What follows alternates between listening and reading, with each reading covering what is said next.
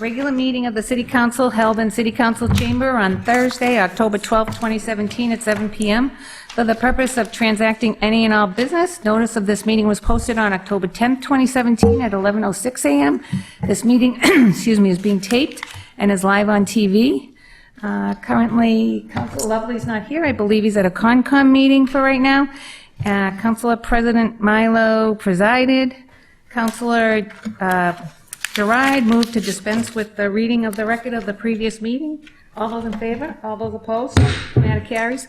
President Milo requested that everyone please rise, recite the Pledge of Allegiance, led by Councilor Eplis. I pledge allegiance to the flag of the United States of America and to the republic for which it stands, one nation, under God, indivisible, with liberty and justice for all. Councilor Epley. Thank you, Madam President. A point of personal privilege. Yep. I just wanted to note that my father passed away on September 24th, and I was unable to attend the last meeting. But I just wanted to thank you, Madam President, as well as the rest of the body in sending a beautiful fruit basket to my home. It meant a lot to me. It meant a lot to my family, and I just want to thank you. Thank you. Public testimony? We have none. My understanding, Councilor Dibble. Thank you, Madam President. Point of personal privilege. Yes, sir. Madam President, are you aware that October 15th is a national day to help blind people? I have a feeling you're going to make us aware of that. Okay. October 15th is White Cane Awareness Day.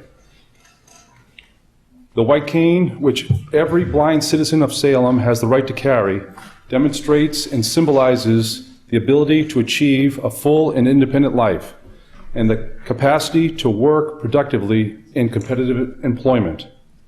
The white cane, by allowing every blind person to move freely and safely from place to place, makes it possible for the blind to fully participate in and contribute to our society and to live the lives they want. Every citizen should be aware that the law requires that motorists and cyclists exercise appropriate caution when approaching a blind person carrying a white cane. Massachusetts law also calls upon employers, both public and private, to be aware of and utilize the employment skills of our blind citizens by recognizing their worth as individuals and productive capacities.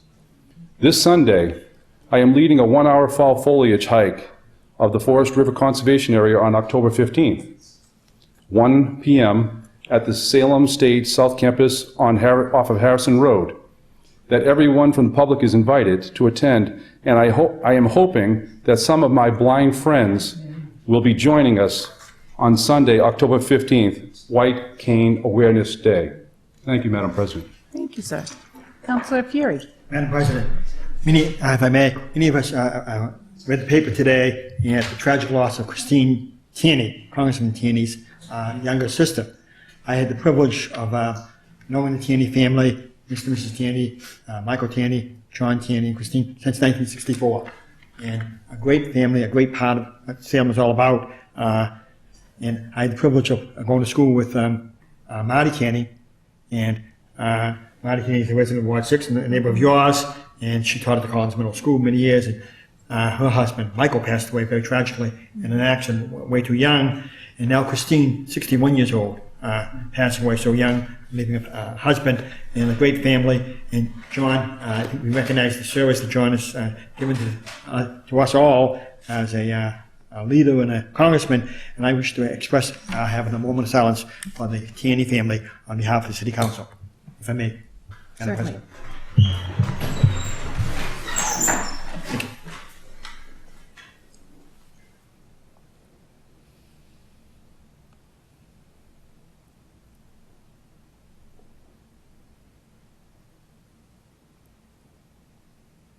Thank you.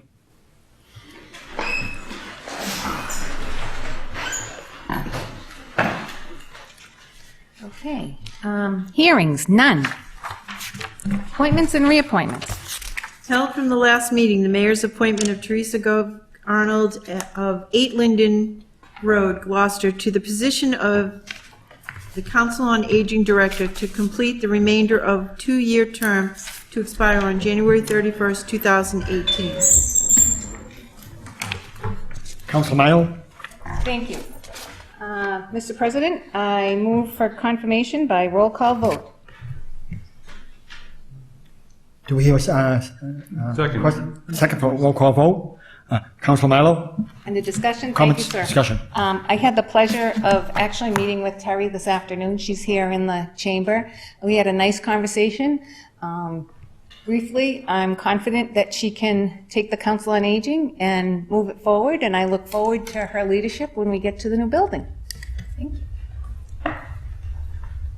Councilor Gerard, please. Thank you, Mr. President. I also had the opportunity to meet Terry, I think it was last week that we met, and we had a fantastic conversation about her years of service and her work in the senior community, as well as both of us have a connection to AmeriCorps. So I think that she's going to be really fantastic as our Council on Aging Director. So I support her appointment to this role.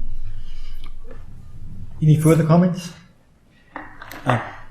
Madam President, may I step down and make comments myself, or should I have the Council Sergeant? Or?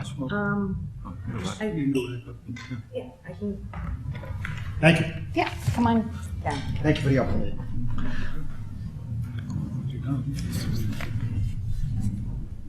Madam President, last meeting I brought up discussion and disappointment and displeasure about this appointment. I also spoke to the mayor yesterday about this appointment, and I expressed my disappointment and displeasure, and we had a very good conversation on the issue. I think we have an amazing opportunity to showcase and highlight and celebrate local talent in Salem to lead the Council on Aging. We have a number of great people in the Council on Aging right now who have talent and dedication and service and commitment to our senior citizens. We have Lynn Barrett, Roseanne Donahue, even Kathy McCarthy. This is a missed opportunity, sincerely, to bring a climate of stability and professional atmosphere, which is critical to the Council on Aging. I would have liked them to be asked, as a high compliment of their love and sacrifice and heart to our fellow seniors, as a senior citizen myself. It is nice to have a bachelor's degree and master's degree, but I believe experience with Salem seniors is critical at this junction. Any one of the three that I just mentioned do an amazing job to give their continued labor of love to us seniors. Let one serve out the term, short term, to fulfill the resignation of the previous director. We've had something like Logan Airport, a rotating revolving door of Council on Aging directors in the past several years. It's now the time to bring stability, continuity, and I think local talent and flair. Last night, some of us had the opportunity to attend a forum for school committee candidates. The mayor attended, and some of us attended the school committee candidates for running for office. And many expressed disappointment, displeasure also. That's what's happening at the Ballard School. The Ballard School has had 5 principals in a matter of 10 years. A total turnover of staff 2 or 3 times. A total new curriculum, a total new report card, a total great loss in enrollment to that great school because of the instability that's gone on in the last 10 years. Young people do not deserve this. Senior citizens do not deserve this instability at the Council on Aging. I have served 40 years school teaching. I've served under 3 different principals. One stayed 3 years and turned it upside down and over and under, and it was never the same by having that principal. 2 principals that I worked with over the years, 40 years, served mostly 20 years in their capacity. They brought stability, professionalism to the school, and it set a tone and direction. So I think we have an amazing opportunity that we're losing tonight by filling this vacancy. I believe in master's degrees and I believe in certification and all that stuff. But I think when it comes down to in-house people, we have our police chief in the chamber tonight, outstanding, local candidate, amazing. We have Chief Cody, Police chief, I had as a park instructor, grew up in Salem, know Salem, the palm of his hand. Council on Aging should be that way. We have the opportunity. So I'll be voting no, as I expressed to the mayor yesterday, as I expressed to you at the last meeting. We've had a rotating door, revolving door, Logan Airport. We don't deserve it as senior citizens. We have a flagship new Council on Aging facility opening up, named after our former mayor, our former city councilor, Jean A. Levesque. I think we need stability. I hope, if we do elect this person tonight, I hope she stays a long time. But if I was a betting person, which I'm not, and you look at the track record of the last 3 or 4 Council on Aging directors, again, stability. And I told that to the mayor. What are we going to do if that happens? If this candidate stays 6 months to a year, leaving, like I said in my school, a total shambles of the climate atmosphere. We don't deserve it. Senior citizens don't deserve it. Students at Ballard School don't deserve it. Forum discussed it very hardly last night. So I'm going to be voting no, sincerely, as I expressed last meeting, as I expressed to the mayor. I will be voting no. Thank you. Any further discussion? Seeing none, on the motion for confirmation by roll call vote, Madam Clerk? Counselor Terrio? Yes. Counselor Sargent? Yes. Counselor Ryan? Yes. Counselor Gerard? Yes. Counselor Fury? No. Counselor Famico? Yes. Counselor Epley? Yes. Counselor Dibble? Present. Counselor Milo? Yes.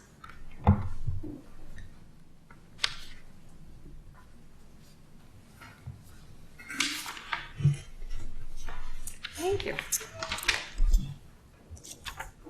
On the matter of the appointment of the very capable Teresa Arnold to the position of Council on Aging Director, we have 10 councilors voting. Let me see, do we have 10? We have 9, right, 7, 8, 9. 9 councilors voting, 2 absent, 1 present, 1 in the negative, 7 in the affirmative. The matter carries. I'll allow a suspension of the rules. No objection? Ms. Arnold, come on up.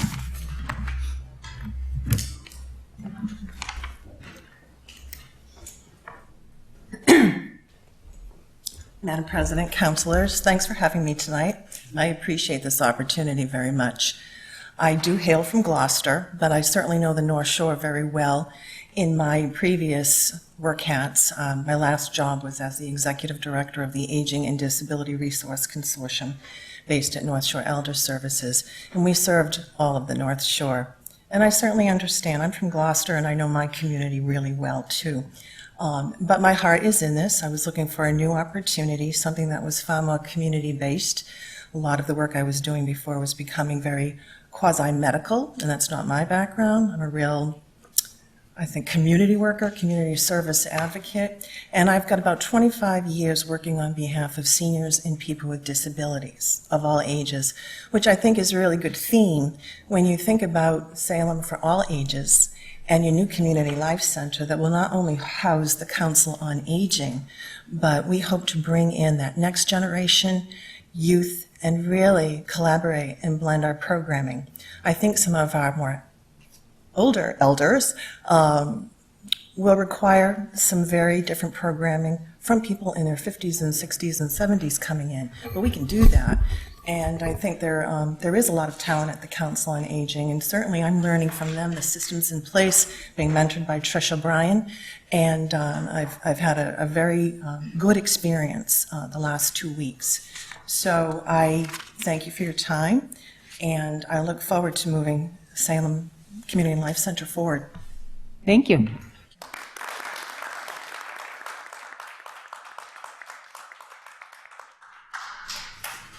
Further? Oh, Counselor Famico. Madam President, could we move out of order to page 12? We had a road race on the agenda, and I noticed we have presence in the audience. Oh, sure.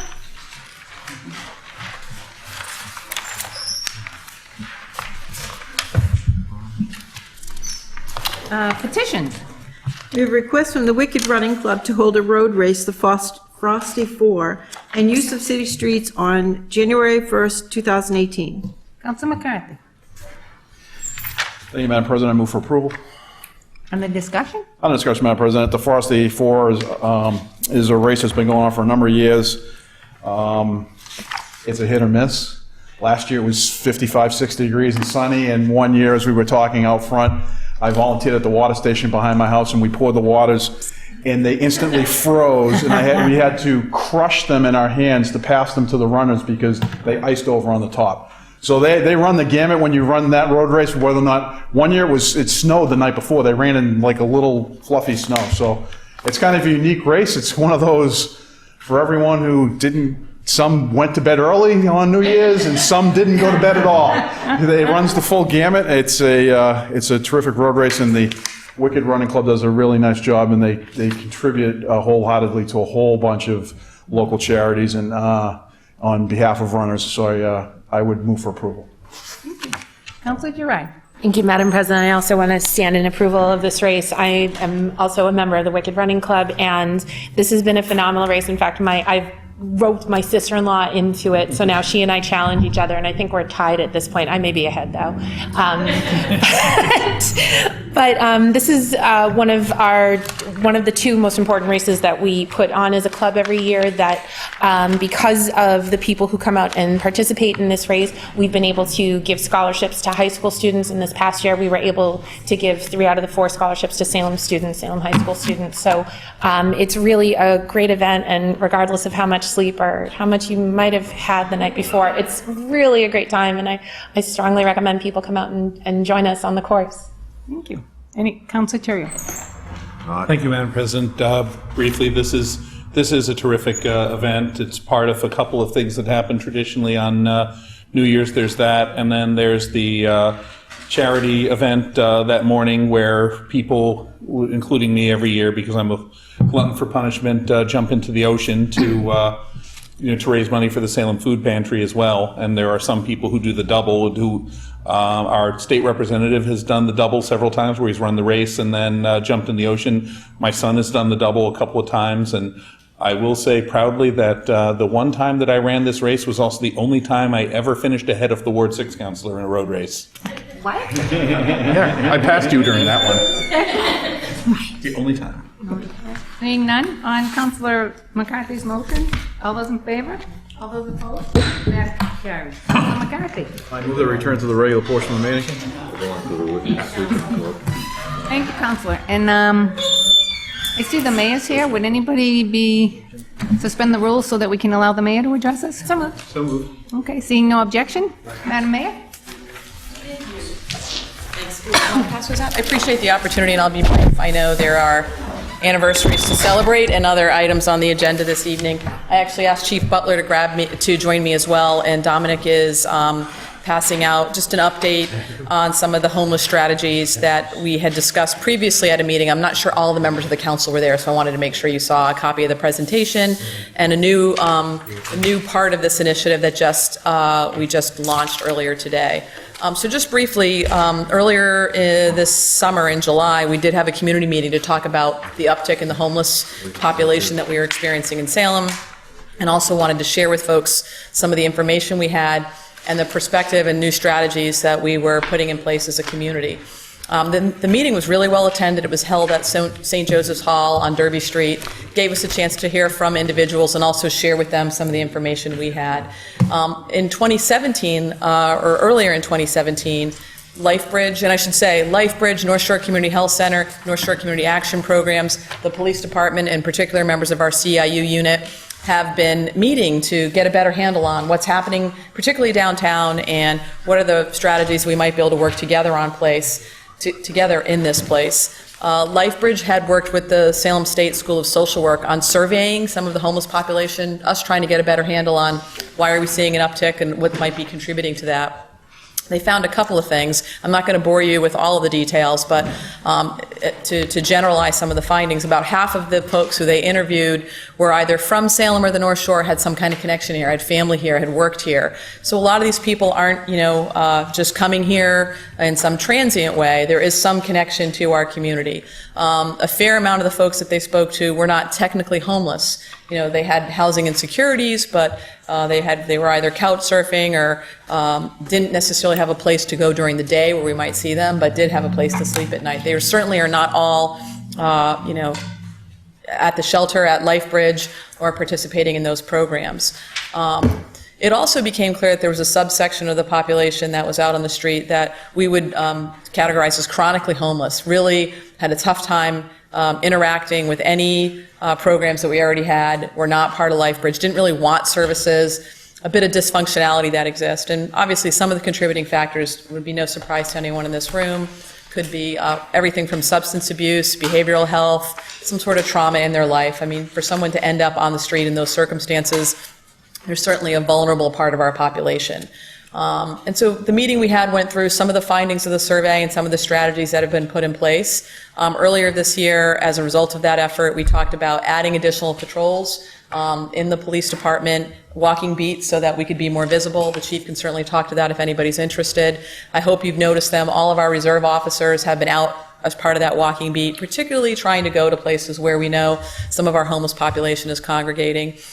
We've also worked, the chief has put in place additional training for all of our patrol officers, as well as all of the roll calls, getting an update on, what constitutes unlawful behavior, wanting to make sure we're consistent when we are responding to calls, also wanting to make sure we're aware of what constitutional rights our members of our community have, be they homeless or otherwise. There have been a number of communities who have been tagged with multi-million-dollar lawsuits for improperly handling these issues, so we wanted to make sure we were smart. And I will say, we really recognize these are human beings who are in a vulnerable state.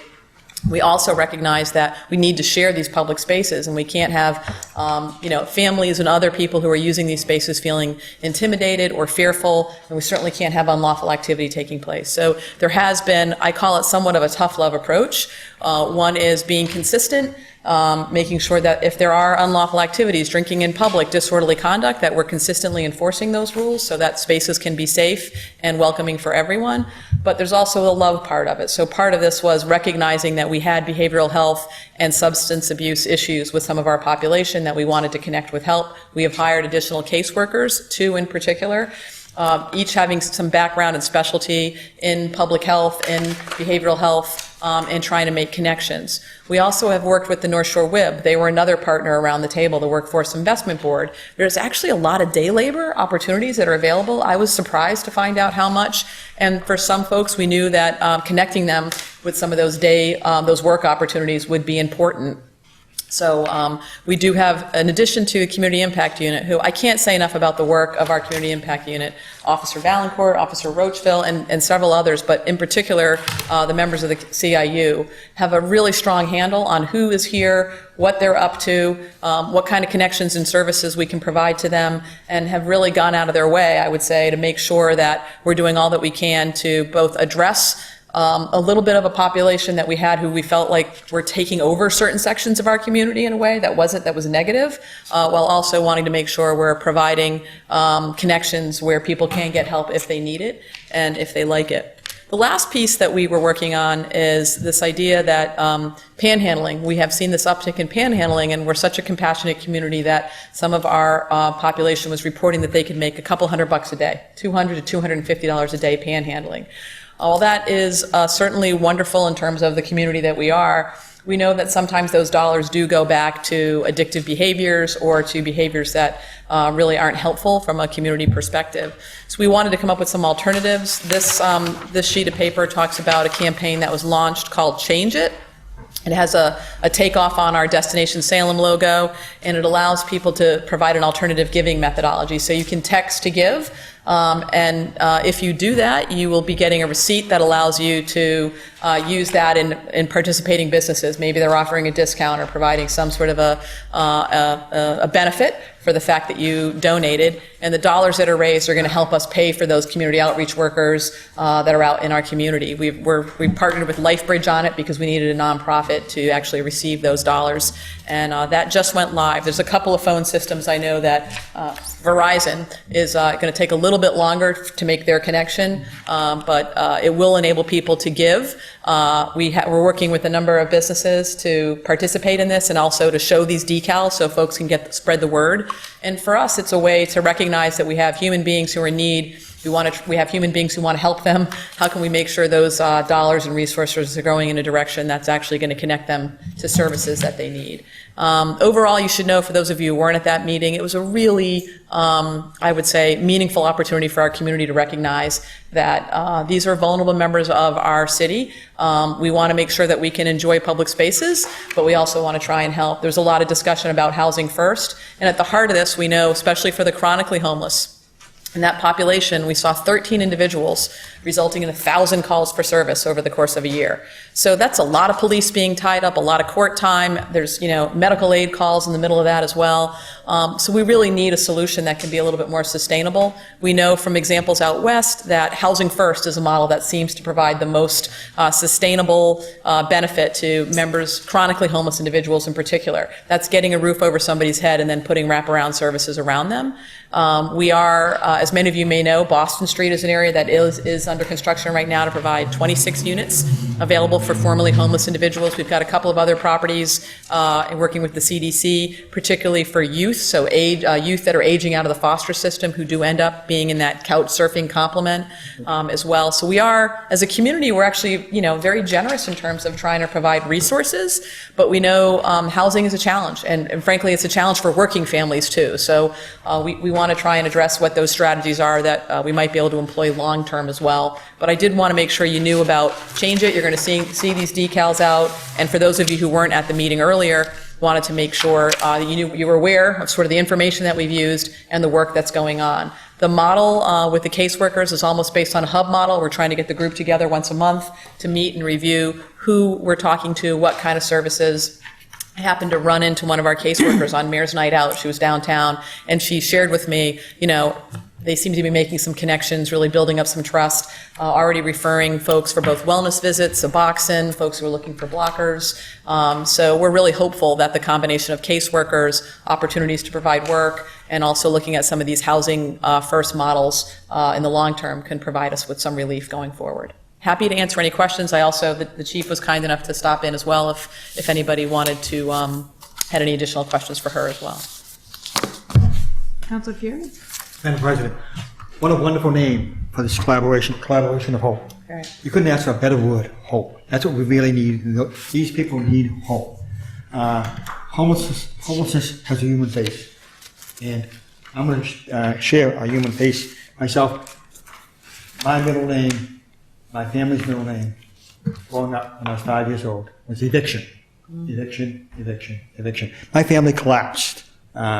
And at 5 years old, I can remember taking my little red cart, my whole family, from Boston Street, lo and behold, walking down to the Arms House in your ward, Mr. McCarthy, across the street from the McCarthy School, across the street from the Bentley School, pardon me, used to be the Arms House, the poor farm.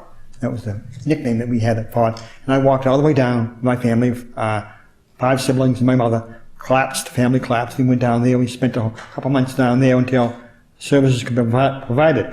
Nothing like it today. It's amazing. Homelessness has been a major problem for all of us, for as long as we can remember. But it has a human face. I see it as a human face there. And we see it even more as elected officials. We go to forums and neighborhood meetings, and it's always brought up. And so I really appreciate, I went to that meeting, and I had a tear in my eye for the greatness, that collaboration of hope between these all these organizations. Credit to you and the police department. Amazing. Thank you very much, and keep up the good work. Thank you. Thanks. Councilor Torrio? Thank you, Madam President. So I have a couple of questions, and I think they're mostly minor ones, but one of the things that we've noted over the last couple of years in dealing with the homeless population we've had is because of some things, LifeBridge's nature and the fact that they are a dry shelter, we've had the problems with our substance abusers remaining on the street because they don't have the place to go.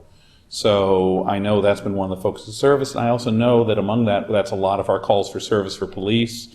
I saw somebody get taken out of the bathrooms at Artist Row one day when I was down there. And, he'd OD'd in the bathroom and they brought him back that night. And so I've seen a lot of that, and we do have certain areas in the downtown mainly that are kind of hot spots for trouble there with the substance abusing population and with some of the more aggressive behaviors.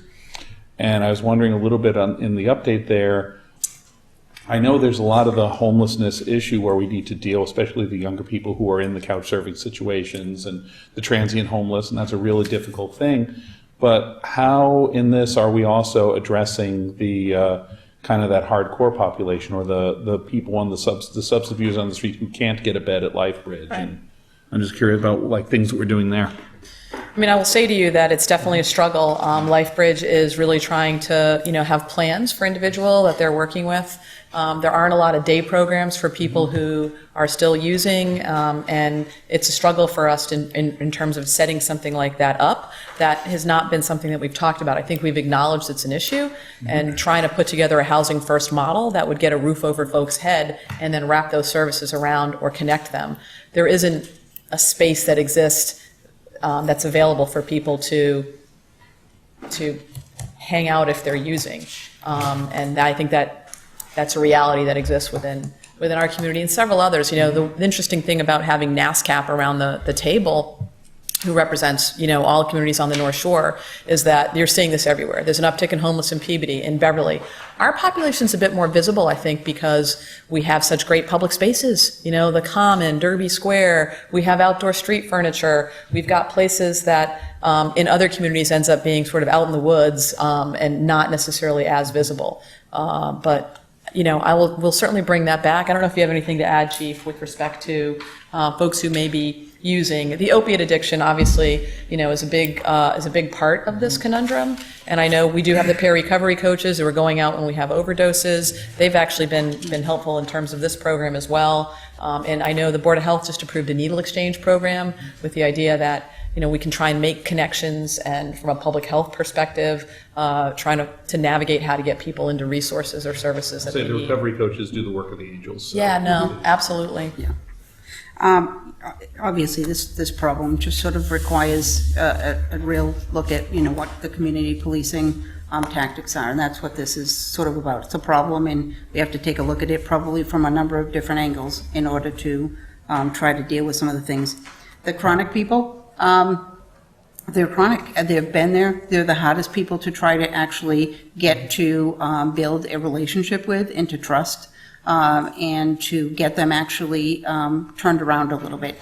It's there's been some kind of reports about the fact that it almost takes more than a year, even just if you got them a home, to actually even get them to trust and get them to start looking at some of the services. And so we're trying to meet them where we are as best that we can.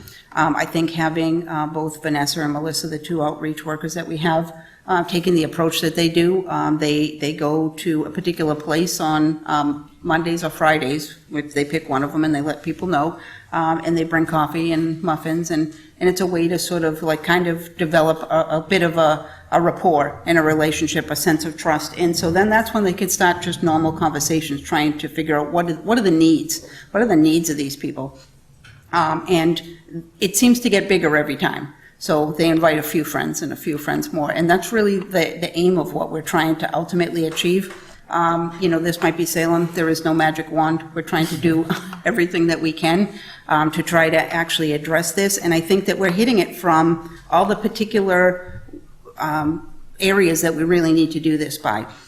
We have the outreach workers, so they're trying to make the inroads necessary for dealing with medical issues, mental health issues. What do you need? There's a couple people that are interested in work. They're not ready. They're not anywhere close to ready because there's so many other things that are going on with them that need to be moved in a direction. And once they actually do that, you have to really look at the fact that in order to sustain that, they actually do need housing. So then can LifeBridge come into play while we're still actually looking for something? Can that actually happen? But all these other things have to be done. So the outreach workers, they've hit probably somewhere between 6 and 8 people they've got on Suboxone, trying to make some impact relative to opiate issues. They've got 2 people right now working with Vivitrol. The peer specialist, Denny and Ted, they've got 2 people in dealing with Vivitrol right now that are part of our homeless population. So these are small, little things that are going on, but they're little successes that hopefully reach to, a bigger point. It's going to take that kind of time. So the approach, mental health clinician that we have working. We have outreach worker relative to the drug issues. We have the outreach workers trying to deal with the mental health and medical issues. And then we have this, because this change it is to sort of help sustain what it is we're trying to do moving forward. I think the one point I also want to be clear on, and while we're trying to be kind and compassionate with fellow human beings who clearly nobody wants to be homeless. I mean, it's a real struggle.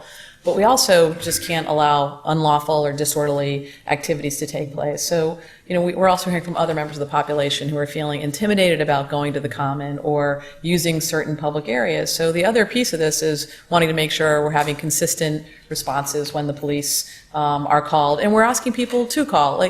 You do have a right to sit on a bench, and sometimes you don't even smell that good when you sit on that bench if you've been homeless. That's not against the law, but there are public drinking is, or unlawful or disorderly conduct is, and so we do have to crack down on that stuff to make sure it's a safe and welcoming space for all. And I think the police have done a pretty good job of balancing that with respect to both the help and also, the fact that there are responsibilities as citizens that we all have. I think encouraging that. I mean, I've actually looked at the statistics from the time that we had that public meeting at St. Joseph's, which was July 27th. Okay. We're looking at that. There's like 450 calls, for service relative to that. Some of those are check the well-being because maybe someone's sleeping and they're unclear. Is there something else going on with them, or are they really just sleeping? Right. There are those particular calls. So people are calling about some of those particular things, and then we're trying to address those. Sometimes it's about moving people along because maybe they're being a little aggressive with the panhandling. But there's a combination of things that we need to do. But part of that is, we're dealing with the police in the uniform and trying to deal with some of those things. But by the same token, we have the mental health worker and the peer specialist and the outreach people trying to really get at what do you need? What are the things that we can do to help? Councilor D'Amico. We had a second question, Councilor. Thank you, Madam President. Through you. I think this is a great step. We had a meeting about a year and a half ago first with the Salem Common Association about this, and to see where it's come, it's pretty great. And I, for one, have seen the walking patrols, and it's not only helped with this, but also some other instances we've had downtown that has nothing to do with homelessness. Has more to do with drunkenness of non-homeless individuals. So it's been a twofold help on that, so I'm very thankful for that. Just a couple questions, though. With the training for the officers, with working with the population, are the dispatchers also involved in that? Dispatchers also get trained in how they handle it. That's part of a requirement of dispatchers to actually have training in multitudes of different things, whether it's domestic violence or actually just dealing with that particular issue. I know that came up at one particular point that brought us in that direction because there was a caller who called in and was very, very offended by the fact that the dispatcher said, okay, so they were dispatching an undesirable. And that's just a term that's used in the police department, but it finally made a little connection about how does that portray to the general public. So yeah, we look at those particular things and do that. So. Right. And the second part is, so the other week I was walking home in the evening and I spoke to a gentleman. He was about my age, so I'm 31. He was right around the same age and asked me for money. He said, I'm just going home for my friends. And I ended up asking him, well, how long have you been in this situation? It had just been for about 3 months, had lost his position. And I learned a little bit about him during this conversation. If there are folks that have those that they'd like to make sure that they're getting looked after, how can they contact either your department or who would they contact about that to ensure that there's a connection being made in those? The CIU actually is the best place for that connection because they're the ones that are managing and working with all the specialists, whether it's the mental health clinician, whether it's the peer specialist on the drug overdoses, or whether it's actually with the outreach workers who are trying to make the connections. The outreach workers are ultimately going to be the main connection relative to making sure the multitude of services actually happen, whether it actually is just medical, whether it's actually drug-related and they need some kind of treatment services, whether it's actually housing, whether it's actually work. What are all those things? And if they need clothing to be able to get to these things and do those, they're going to be the conduit to do that. So CIU is the main connection, and there's also hope at salem.com, I know, that we have as well, that is out there for people to be able to articulate when Is they have that a run problem. through the CIU as well? That is. So for folks at home, if they want to get in contact, it's the hope at salem.com. Great. Thank you, Chief Butler and Mayor Driscoll. Counselor Giron. Thank you, Madam President. I really think that this is a fantastic idea, that whenever we have these kinds of social challenges, that it's important to have these kinds of programs that are going to interrupt these cycles, because that's the only way that we can start to break this down. My one question, actually, when I was coming in tonight where I parked, the change it sticker was on the meter. So I'm wondering what businesses have signed on to this, and what are the charities that these donations will go to? So the donations are going to LifeBridge. We needed a nonprofit to funnel them, but they will be paying for the caseworkers that are going out on the street. That's sort of the specific area where we felt like we needed the most resources. Right now, we've got some grant dollars paying for them, but we'd love to be able to increase hours and make sure we can sustain that long term. So far, there are 3 businesses that have signed on, 5 businesses that have signed up to offer benefits back. I don't know what they all are. It's really up to them to decide what they want to do. And we know there are many, many more others that are interested. It's a busy time for a lot of our small business owners. So we expect that list will continue to grow. Anyone, you can sign on at any time. Many of them will be displaying the decals, and right now our challenge is just getting the word out so people know there is an alternative and that they recognize like there's a lot going on in our community to support our vulnerable population. Great, thank you. Okay. Councilor McCarthy, Councilor Repplin. Thank you, Madam President. Just briefly, I think it's a great program. It was just the other day, I was up early, had to go get gas for the truck, and all of a sudden I'm pumping gas, and I look up, and there's an individual, obviously he had a backpack and a quilt or something, and he just plopped himself down in front. And to speak volumes to the city of Salem is, unsolicited, he's just sitting there, he just looked like he woken up, I don't know where he came from, and someone pulled up and handed him a few bucks so he could go in and get a cup of coffee. I was like, wow. It happens, it's everywhere, we all know it. But I just briefly none of us like to think about it because we're in the middle of October and the weather's been great. Winter's around the corner. What are we looking at for these, especially some of these chronic people who just basically don't want services, but then all of a sudden, it drops below freezing and they're out in the cold, and what sort of arrangements are we making for them looking forward to the winter months ahead? Because right now, it's difficult at any time, but when it's freezing cold, what kind of plans are we looking forward down the road? We have a whole winter protocol that's been in place for several years, both with the CIU. LifeBridge has an expansion of beds that they increase in the winter. We had some overflow beds at the Salvation Army.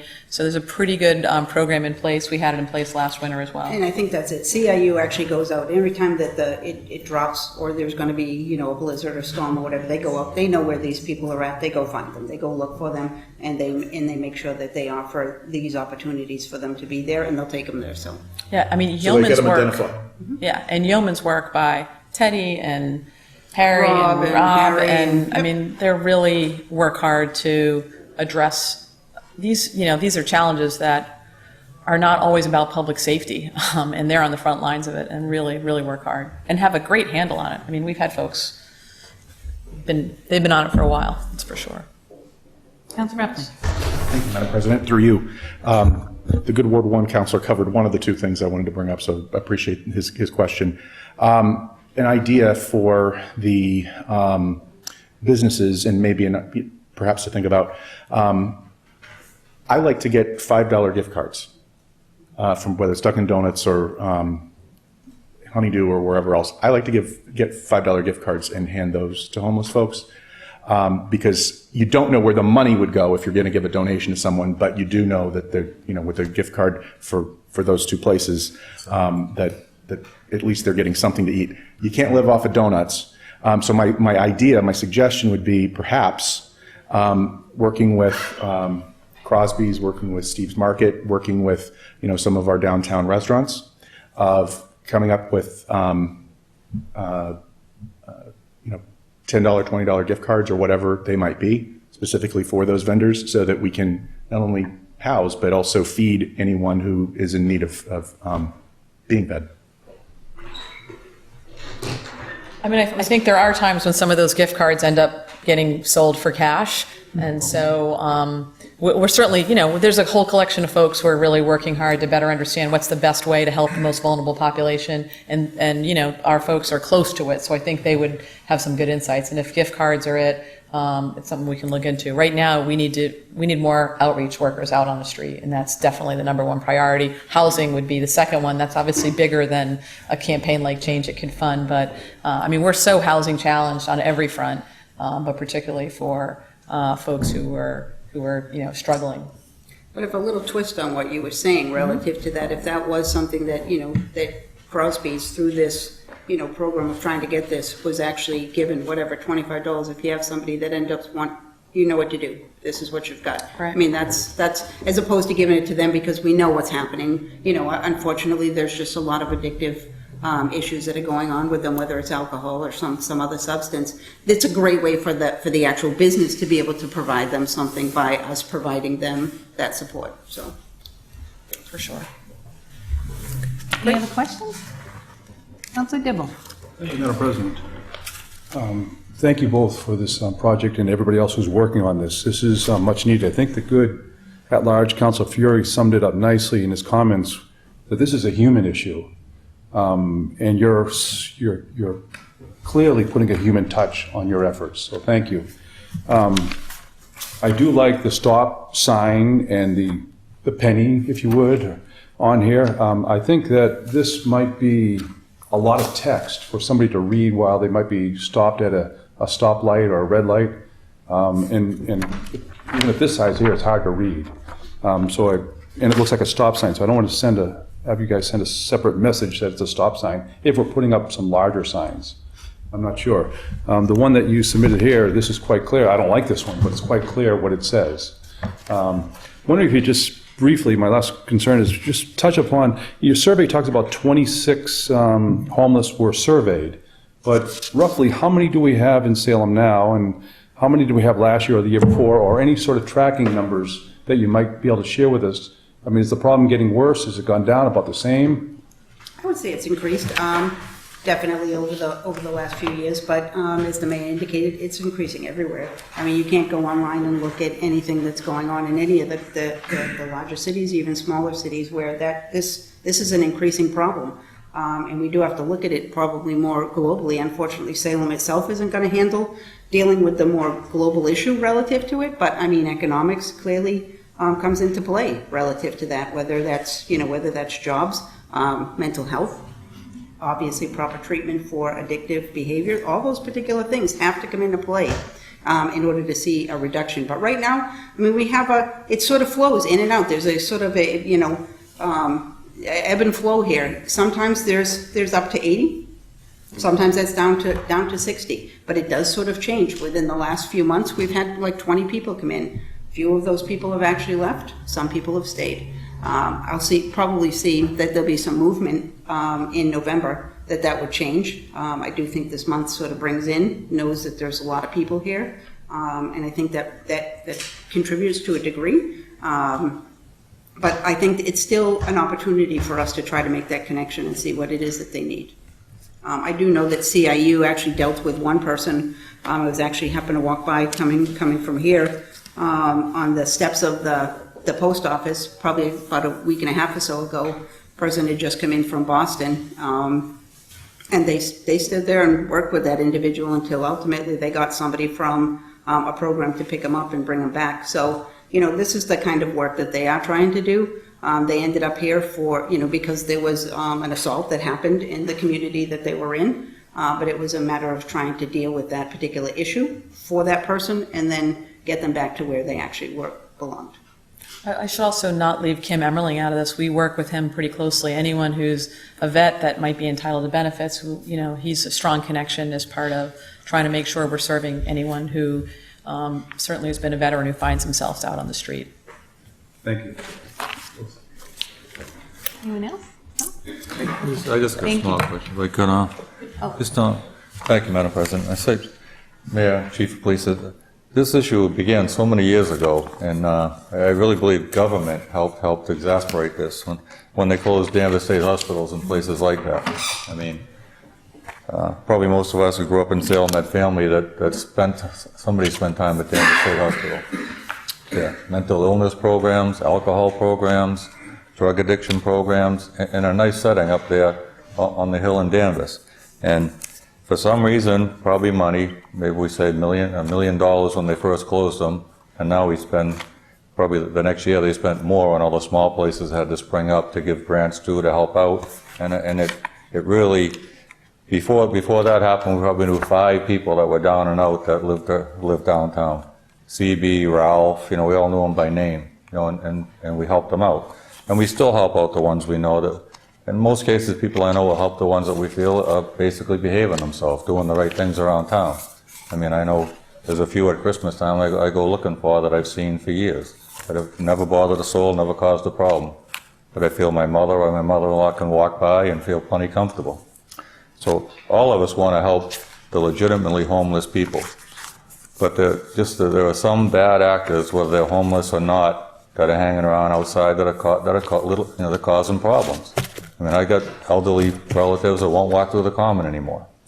I got people up on Highland Avenue that won't walk out of a certain part of their street because people are living in the woods up off Barcelona Avenue. And I mean, seniors should not be afraid to walk down the street in their own neighborhood. They're paying their taxes, and so within the law and all the respect for the Constitution, the people that are making it uncomfortable for our citizens, especially our elderly, we need to do everything in our power to make it a little bit uncomfortable for them to do that to our people. And, because they do a disservice to our people, but they do a disservice to the legitimately homeless people. Because of them, people don't want to help people that really we would want to help otherwise, because they see a bad thing happening and they relate it to everybody.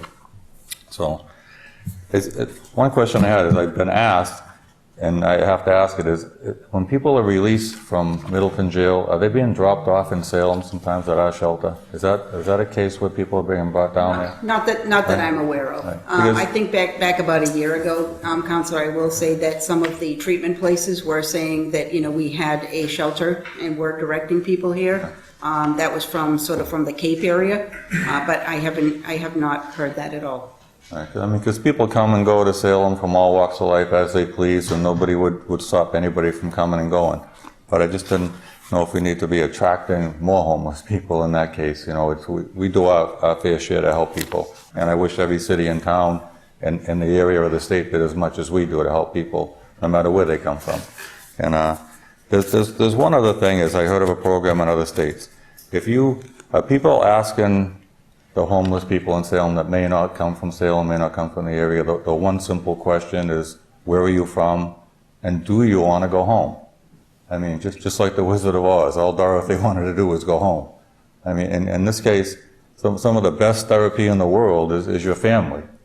I mean, if I was 2,000 miles away from home, and I would want to get back to my family. So if some of these people are down and out, and really want to go home, I would certainly donate. I paid for a train for a guy that had to go home. I think it was Dorchester. Where are you from? Dorchester. I'm taking the train. He was just wanted to get home. It was only Dorchester. But if it was one of those magazine salespeople, the ones that go around town all the time, I heard some of those people, they don't always get the money that they get, and they're a little stuck. And I said, come in my house and call your family. Do you want to go home? Do you want to call your family? Because I read a story about some of them not having a lot of money. The money they make on the magazines gets taken, and they're kind of stuck in that position.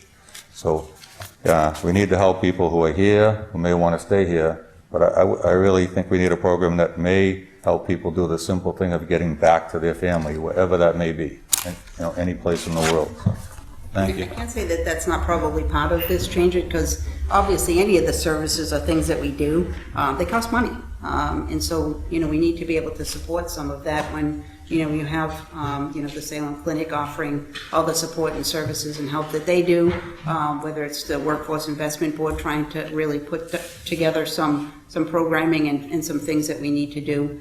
I think that there's probably about a 1% that we come across where there's people like that, and that was a similar situation that it actually was experienced, as I mentioned, on the post office steps a week and a half ago. It's a small percentage that we run into that, but it does happen. It's just not as frequently as we see it. But again, I think that this provides us an opportunity to sort of funnel some money to a place where we can actually provide that support and the services that are necessary, and hopefully that we're not continuing to contribute to people's addictive behaviors. And Counselor, maybe one thing to share with you, and maybe the Chief, if you wouldn't mind, because we talked about it at the forum, we haven't found that the folks who are here are particularly violent in terms of causing harm to others. They do, it seems like they fight amongst themselves at times. We do get calls for that, but we haven't found it to be particularly a group so far, the folks who have been here, that are doing harm to others. So, it can be intimidating, especially if there's a large group of folks or if there's yelling or something going on. That's why we are asking, we certainly appreciate that. We're also a city, so these are public spaces, and we've got to figure out how to share them. We've increased the patrols, so hopefully people, especially in the Common, do feel safe walking in the Common. But just to be clear, we haven't had a lot of violence with No, it's usually been amongst themselves. I mean, the fighting that's happened, on the Axelrod walkway, that's been amongst themselves. Apparently, even the group about a week or so ago that were in the Common started fighting with each other, and now they're not hanging there anymore because they're not talking to each other. So, there seems to be more issues amongst themselves than there are with other people, because when other people come into the equation, they usually exit. Right. Just to keep that in mind. Councilor Durant. Thank you, Madam President. The Good at Large counselor actually jogged my memory that a couple of years ago when I was working the front desk of the Y, and it was a Friday evening, and this man came in and he wanted to come in and we wouldn't let him in, and then he threatened us. He threatened to throw like his coffee at us or something, and I immediately called the police, and it was Dana Mazzola who came flying down and took care of him. And as soon as he took him out and said, "What's going on?" and the man said that he threatened some bigger threat, and when he came in and he asked me, "Is that what he said?" and I said, "No, he threatened to throw his coffee at us," and it was this really cold February night, and so I was like, he needs a place to stay, and so the police have been fantastic in responding if there's ever an issue, and they've diffused the issue. So I really appreciate Dana, and I appreciate all the work that you guys do. We run into those circumstances occasionally, and sometimes we find them a little place to stay. Thank you. Okay, we're on page 4. Further appointments and reappointments. The mayor's appointment of Sarah Stanton to serve as a member of the licensing board with a term to expire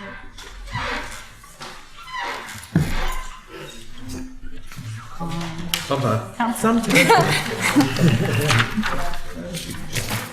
December 3rd, 2021. Yeah, December 3rd, 2021. Councilor McCarthy. Thank you, Madam President. I move that it be held under the rules. Under discussion? No discussion. Held under the rules. On Councilor McCarthy's motion, all those in favor? All those opposed? The matter carries. Further appointments and reappointments. We have the mayor's reappointment of Eric Papetti and Tanya Stepazuik to serve as a member of the Traffic and Parking Commission with their terms to expire on October 12, 2020. Councilor Giroux. Thank you, Madam President. I move for confirmation by roll call vote. Councilor Giroux moves for confirmation by roll call vote. Under discussion? Thank you, Madam President. I'll just be brief. We are very fortunate to have Mr. Papetti and Ms. Stepazuik be on our Traffic and Parking Board. They have contributed greatly to rethinking alternative modes of transportation, and I greatly appreciate that they want to continue serving. Thank you. Councilor Dibble, Councilor Turri. Thank you, Madam President. I move to divide the question, please. Do we have a second? Second. Okay, Councilor Dibble has moved to divide the question, seconded by Councilor Lovely. Under discussion, Councilor Dibble?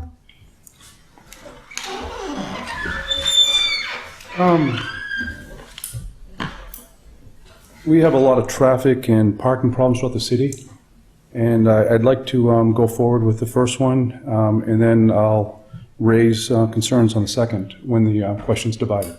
Thank you, Madam President. Okay, on Councilor Dibble's motion to divide the question, all those in favor? 1, 2, 3, 4, 5, okay. All those opposed? The matter carries. So we've got the question divided. You want to take the reappointment of Eric Papetti first? Sure. Thank you. Okay, so on the matter of the reappointment of Eric Papetti, all those in favor? No, it's roll call vote. I'm sorry. Okay, Madam City Clerk.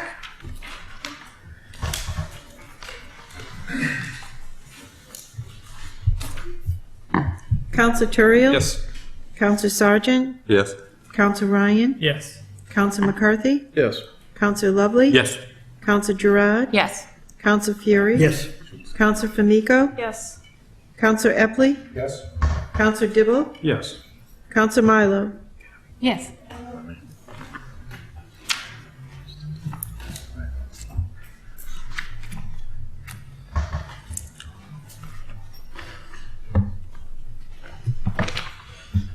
Thank you. On the matter of the appointment of Eric Papetti to serve as a member of the Traffic and Parking Commission, we have 11 councilors voting, 11 in the affirmative, 0 in the negative. The matter carries. Now we have the reappointment of Tanya under Counselor Dibble. Thank you, Madam President. I move to place this second reappointment into the Committee on Community and Economic Development for a greater discussion. Do we have a second? I'll second. Okay. Seconded by Counselor Lovely. Under discussion? Yes, Madam President. We are putting up with an incredible amount of traffic throughout the city of Salem, and a lot of parking issues just on Harrison Road and Loring Avenue and Jefferson Avenue. Today, I received quite a few phone calls. We have some serious issues that need to be addressed, and I'd like to have an in-depth discussion on these issues before the second appointment is approved. So again, I'm asking that the matter go for a discussion before the Committee on Community and Economic Development, and I hope that my peers would support this. Any further discussion? Counselor Gerard. Thank you, Madam President. I'm not sure that I think I need further clarification on this because the ordinance to develop the rules and guidelines for Traffic and Parking Commission has been sitting in OLA. So they've already submitted what their work to the committee. So I don't understand what exactly the issue is. She's been serving as the chair, so it seems like it's a non-issue. This shouldn't be a question about the committee when it's just this one person who's already serving, and their work is being waited to be approved. Counselor Turiel. Thank you, Madam President. I also would not support this going to, this appointment going to committee. I do believe that right now, the commission, as we've created, is kind of operating with one hand tied behind their back, because we have not yet acted upon the proposal, or with any modification or anything. We just haven't done anything with it yet. The proposal to have the whole regulatory process defined that's sitting before us right now. So the Traffic and Parking Commission, in essence, they're working hard to try and look at the bigger problems within the city and the major issues, but they're basically right now restricted to doing the job that was previously done by Lieutenant Brzezinski on his own, which was make the recommendations on what we in turn will then act positively or negatively on everything that comes through. As a result of that, we're seeing delay, and rather than streamlining the process, we're seeing delays that are longer than they were before, because they have to meet as a group to review these things and then give it to us for our affirmative action. I would hope that we act swiftly on this particular reappointment. I think the job that the individual members of this, including Ms. Stepashuk, have been doing has been very, very positive. I've attended a couple of their meetings. I've attended a couple of their joint hearing that they did on Bridge Street. I think they're really doing a lot of stuff to help, a lot of work to help potentially advance and deal with some of our larger parking and traffic issues. But this body has to ultimately act to really give them the tools that they need. But until, I wouldn't hold things against the members of that committee at this point until we have had a chance to really deal with it. I've had a lot of interactions with them because, as you've seen from some of the things that have been coming through with my name on them, they've been dealing with a lot of various parking and traffic issues on streets and side streets in my ward. And, the follow-up from them has been tremendous for the most part. They've really untangled a lot of issues that we had. In particular, they got to the bottom of a major issue on Fairview Road that we had developed when they found that the older regulations were in fact deficient and the signs didn't match them. They did a ton of homework to figure out what we needed to do and work with the residents there. So I think they're doing really good work. I think we as a body need to act to move forward and make some decisions about what their process is going to be. And I would support putting her back on the board. I think she's done a very good job. And if we wanted to have a hearing to bring in some of the members and the parking and traffic parking director and review all this and review the process and finally try and work this out, I'd be very supportive of doing that, but I wouldn't be supportive of putting the nomination in the committee. Councilor Famico. Thank you, Madam Chair. So the Traffic and Parking Commission as a whole, we have a variety of people with different skill sets that are part of it. We have those that actually do traffic planning for the federal government that has that skill set. But in the case of Tanya, she also has the skill set of knowing how policy works and how to write that, and it's her experience. And to be able to lend a light for that, whether it's reviewing the regulations or reviewing the policy, it's also a needed position. You don't need everyone that has an engineering mind. Sometimes you need somebody that knows how to put it in writing to make sure that it can go into effect. And I'd also note that pretty soon we'll be having another opening on the Traffic and Parking Commission too. So if there's a need for somebody else that has those other skill sets, we could then add it then. But with Tanya in particular, she does have the know-how of how these different things interrelate and how, depending on how you're writing something or presenting it, where it goes. And additionally, she's been working with a couple of the members, well, the member in particular I spoke of that does the whole traffic planning, but he's not a policy person. So they've been working together on how can you develop these and to make sure when they're getting recommendations back that they're actually getting phrased correctly in that matter. Because it goes into one hand, one person knows how to do one thing, the other doesn't know how to do the other. And together it makes a good package. So I'd be in support of having this reconfirmed. I think she's done good work with this, and also as the chair of that to be able to run the meetings along and to be able to keep them moving is also helpful for that. Thank you, Madam President. Any further discussion? Councilor Fury? Councilor Dibble? Matt Williams and the Traffic Commission, Matt Williams, the director, and the Traffic Commission have taken their job very seriously, professionally, taken it to a new level, and I think it's enhanced our responsibility to give them the tools responsibly. I remember going to them when I asked them back in January about the 25-mile-an-hour speed limit. We reduced it down. They were there. Tanya was right there, taking it very seriously. Officer Krasuski was right there. I had their help and respect and their input, and it came before the Public Health and Safety Commission under Councilor Famico.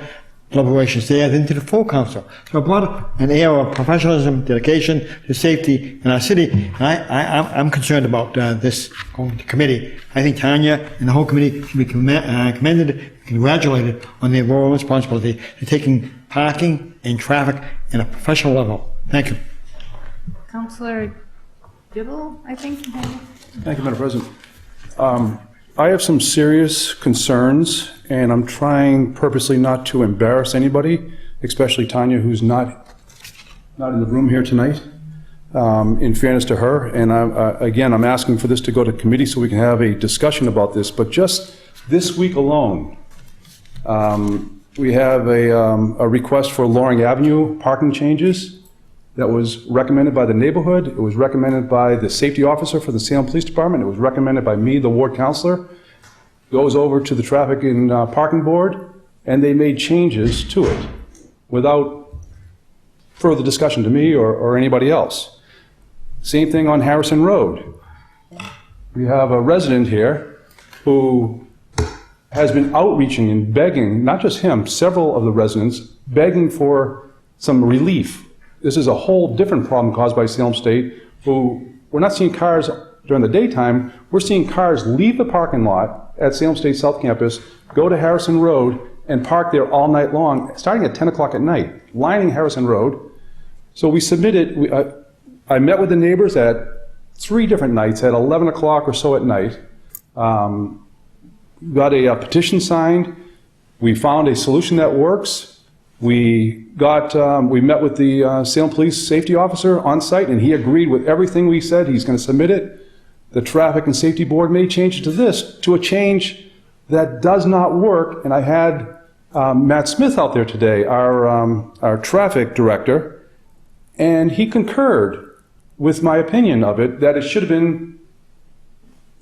been voted on the way everybody was asking for it, except for the Traffic and Safety Board hadn't gone out and looked at the location. They hadn't taken the measurements. Matt was taking the measurements today with me, but they already voted on it. And on top of it, it wasn't submitted in time for this agenda. So it'll be on our next meeting. 2 more weeks of this craziness happening on Harrison Road.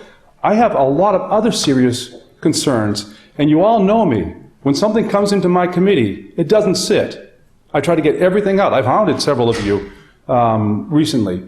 I don't like anything sitting in my committee. If it goes into committee, I believe we should act on it, have some discussions on it, and get it back out to the board and to the full council. And that's what I will do. I'll pledge that here tonight. I have some other issues that I could easily bring up, but I think it would embarrass some people. And I'm asking for that not to happen out of respect for those people.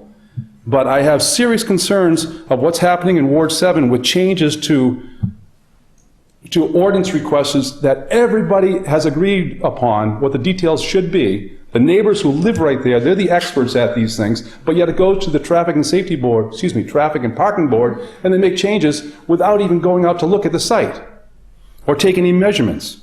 When they took the measurement today, they said, Steve, you're right. We have to do it the way you asked for it originally.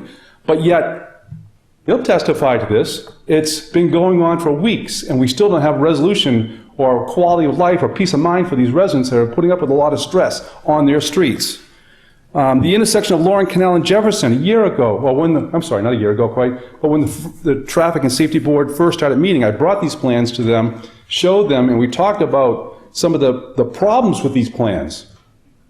I got not a lot of feedback back at that meeting, and I got no feedback back after I left the plans with them and asked them to comment on them, because we wanted to make changes to these plans so that more traffic could flow through that intersection in South Salem, Jefferson, Loring, and Canal. There were a lot of mistakes.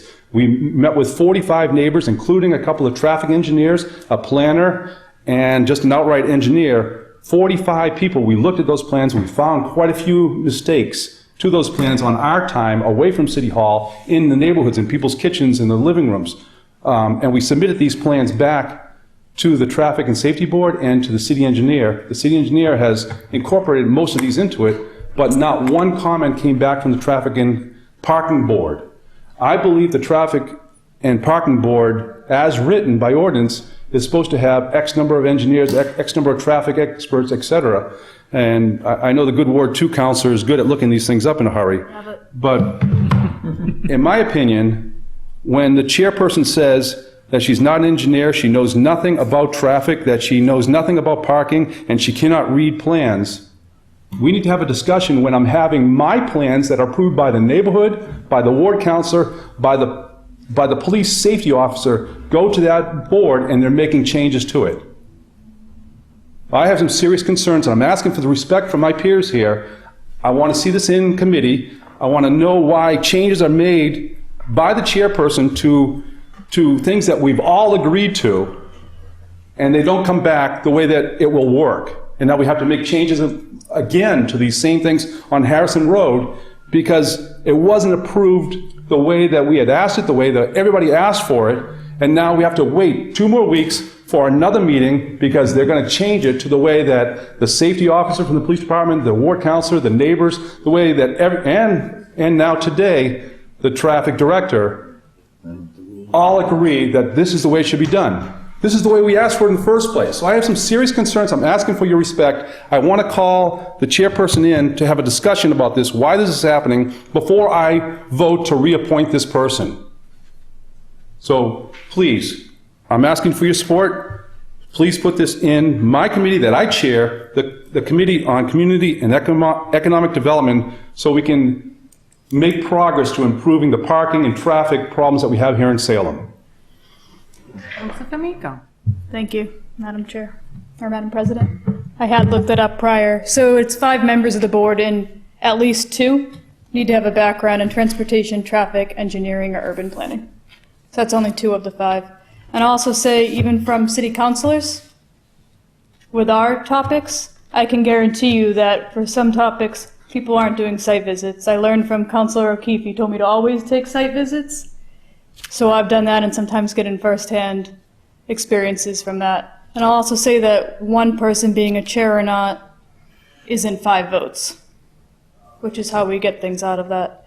But I can understand the frustration with that, because that instance things didn't go correctly for you. But I had an instance a couple years ago, and I'm sure some of the councilors in this room can remember. It was for resident parking, and the police traffic officer had agreed to it, and the neighborhood, the majority, had wanted it. And my friend and I did drives around the neighborhood at all different times of the day, walks down. And yes, there were pockets that had no parking, but at no time were there fewer than 15 spots. And that's something that had been signed off by 2 of those groups. And it goes into the quantitative evidence of that.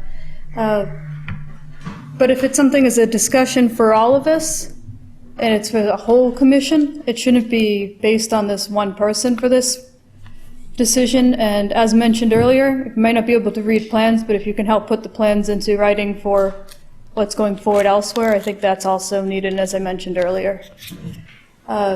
We've had different topics like this in the past, and myself being one that I've sent a reappointment to committee. However, going over it after a certain point in time, it just needs to take a vote whether to send it to committee or not, and choose whether to say what you're going to or not. But with this, was put in those 2 positions having to have those backgrounds for that very reason, that we also had the everyday resident with other skill sets to be part of it. And it's like that with all of our different boards and commissions, that we always have somebody that doesn't necessarily have the degree, but has another area that they can offer. Any further discussion? Councilor Thank you, Madam President. I just think it's any councilor's right to ask for any appointment to go to committee. It's, we approve most of them fast, but there's nothing wrong with asking some questions. That's what we have our committees for. As far as the Parking and Traffic Advisory Board, I believe they're fully functional, Madam President. They're organized, they were organized in an advisory capacity, and they're giving the council advice. And ultimately, the final say is in the result of elected officials. Officials that the public can have redress against, can petition, can vote in or out of office based on decisions they make. And most decisions from the federal down to the city government should be in the hands of people that the public can decide, do we want that person to stay or do we want them to go? That's the way democracy is supposed to work in my mind. Thank you. Councilor Epley, Councilor D'Amico. Thank you, Madam President. Going on 4 years ago, my first year on the council, I made a request for reappointment to the Historical Commission to be put in committee, and I was voted down 1 to 10. So that hasn't been necessarily a practice that has always been afforded. What the issue here is not about the person that's being reappointed tonight. The issue here is about the process and about the suitability of the Parking and Traffic Commission. This body passed having a Traffic and Parking Commission going on year and a half ago, I believe. We've just chosen to keep it neutered because it's been parked in the OLA committee pretty much the entire year, as with a whole host of other issues that have been parked in OLA. I can appreciate the frustration of the good Ward 7 councilor. He's a member of the OLA committee. That's where you start. I will be voting yes on the reconfirmation tonight. Any further discussion? Councilor Dibble. Thank you, Madam President. I simply have to disagree a little bit here and again ask that it go to my committee with a pledge. It's not going to OLA. It's going to the Community and Economic Development with a pledge that I hold a meeting on it, and we refer it right back to the city council. In the meantime, I believe, and correct me if I'm wrong, but I believe that the chair of the Traffic and Parking Board will continue to serve until they're replaced or reappointed. So we're not impeding the Traffic and Parking Board, and I'm purposely crafting my words as not to embarrass anybody. I already have a little bit, but I'm withholding some other issues that I would like to not discuss here in the public when the reappointee is not present. It's not fair. I'm asking for the courtesy to allow this to happen. It will happen later this month. Almost immediately, be back right before us again. I don't ask for a whole lot. This one's important to me, and it is beyond an issue before the Traffic and Parking Board. It is an issue with this reappointment as well. And I'm asking to have a discussion with this person in our committee that's not going to be broadcast on SCTV and out to the public. The public is welcome, but typically do not come. And the person's not present tonight, and I'm not going to raise additional concerns that would embarrass this person. I'm asking that this person be allowed, before we take a vote tonight, be allowed to come and to speak on the issues in my committee, and we'll get it right back to the council. Madam Chair, Madam President, I will be very disappointed if this is not approved. This is a simple request I'm asking for. Thank you. Move the question. Sure. Please. I want you to lose your Please, calendar. thank you very much. Thank you. Councilor Milo? Thank you. Thank you, sir. Yes, the Ward 4 councilor almost 4 years ago was voted down 10-1. But the Ward 4 councilor was also supported, certainly by me, and I believe the whole body, or most of the body, when he asked that a member of the CPA, an appointment for the member of the CPA be put in committee. I certainly supported him at that time. Many of us supported the Ward 2 councilor just recently when she wanted an appointment put in committee. I supported her. I think it's incumbent upon all of us. If one of us wants to have a conversation with somebody, I think it's important for us to support our colleague in that effort. As Councilor Dibble says, in this situation, it's going to go into his committee. We're going to have a discussion. I'm going to assume that his concerns will be addressed and most likely taken care of, and he'll feel better about his vote in the end. So I will support him on this. Any further discussion? On the motion to send it to committee? All those in favor? 1, 2, 3, 4, send it to committee. All those opposed to sending it to committee? 1, 2, 3, 4, 5, 6. So it does not carry.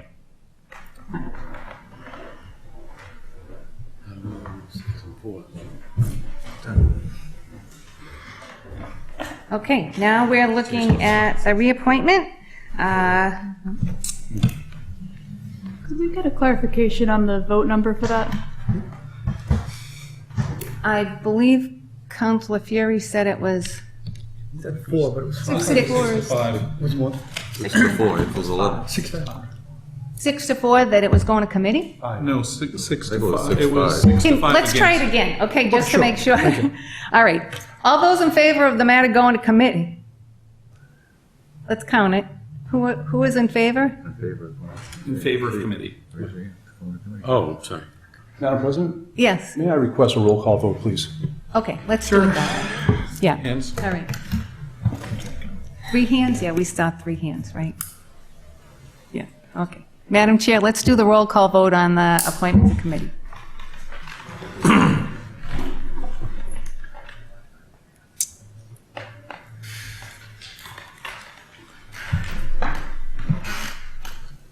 This is to refer the matter to committee? Okay. Counselor Terrio? No. Counselor Sargent? Yes. Counselor Ryan? Yes. Counselor McCarthy? No. Counselor Lovely? Yes. Counselor Gerard? No. Counselor Fury? No.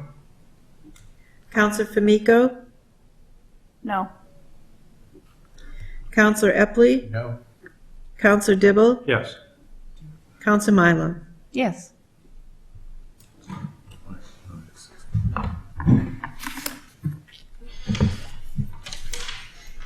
Thank you. On the matter of the reappointment being sent to the Committee on Community and Economic Development, we have 11 counselors voting, 5 in the affirmative, 6 in the negative. The matter does not carry. Counselor Dibble. Thank you, Madam President. I ask for immediate reconsideration at the next meeting, please. Counselor Dibble asks for immediate reconsideration at the next meeting The next city council meeting, yes. Thank you. for this to go to committee. Right? Yes, Yeah, for this vote. okay. All right. Then we're at the, now we're back to the reappointment by roll call vote. No, we're not. No. Yeah, well, the motion No. failed, so, but the matter before us is the nomination, is the reappointment, so, Right. Yeah, so That motion Counselor failed. Dibble's motion failed. Before that, we had Counselor Gerard's motion for approval by roll call vote, so that's what we're back to. Yep. Madam Clerk? I'm confused. Suspend the rules to allow the clerk. Didn't he say reconsideration at the next meeting? Yes.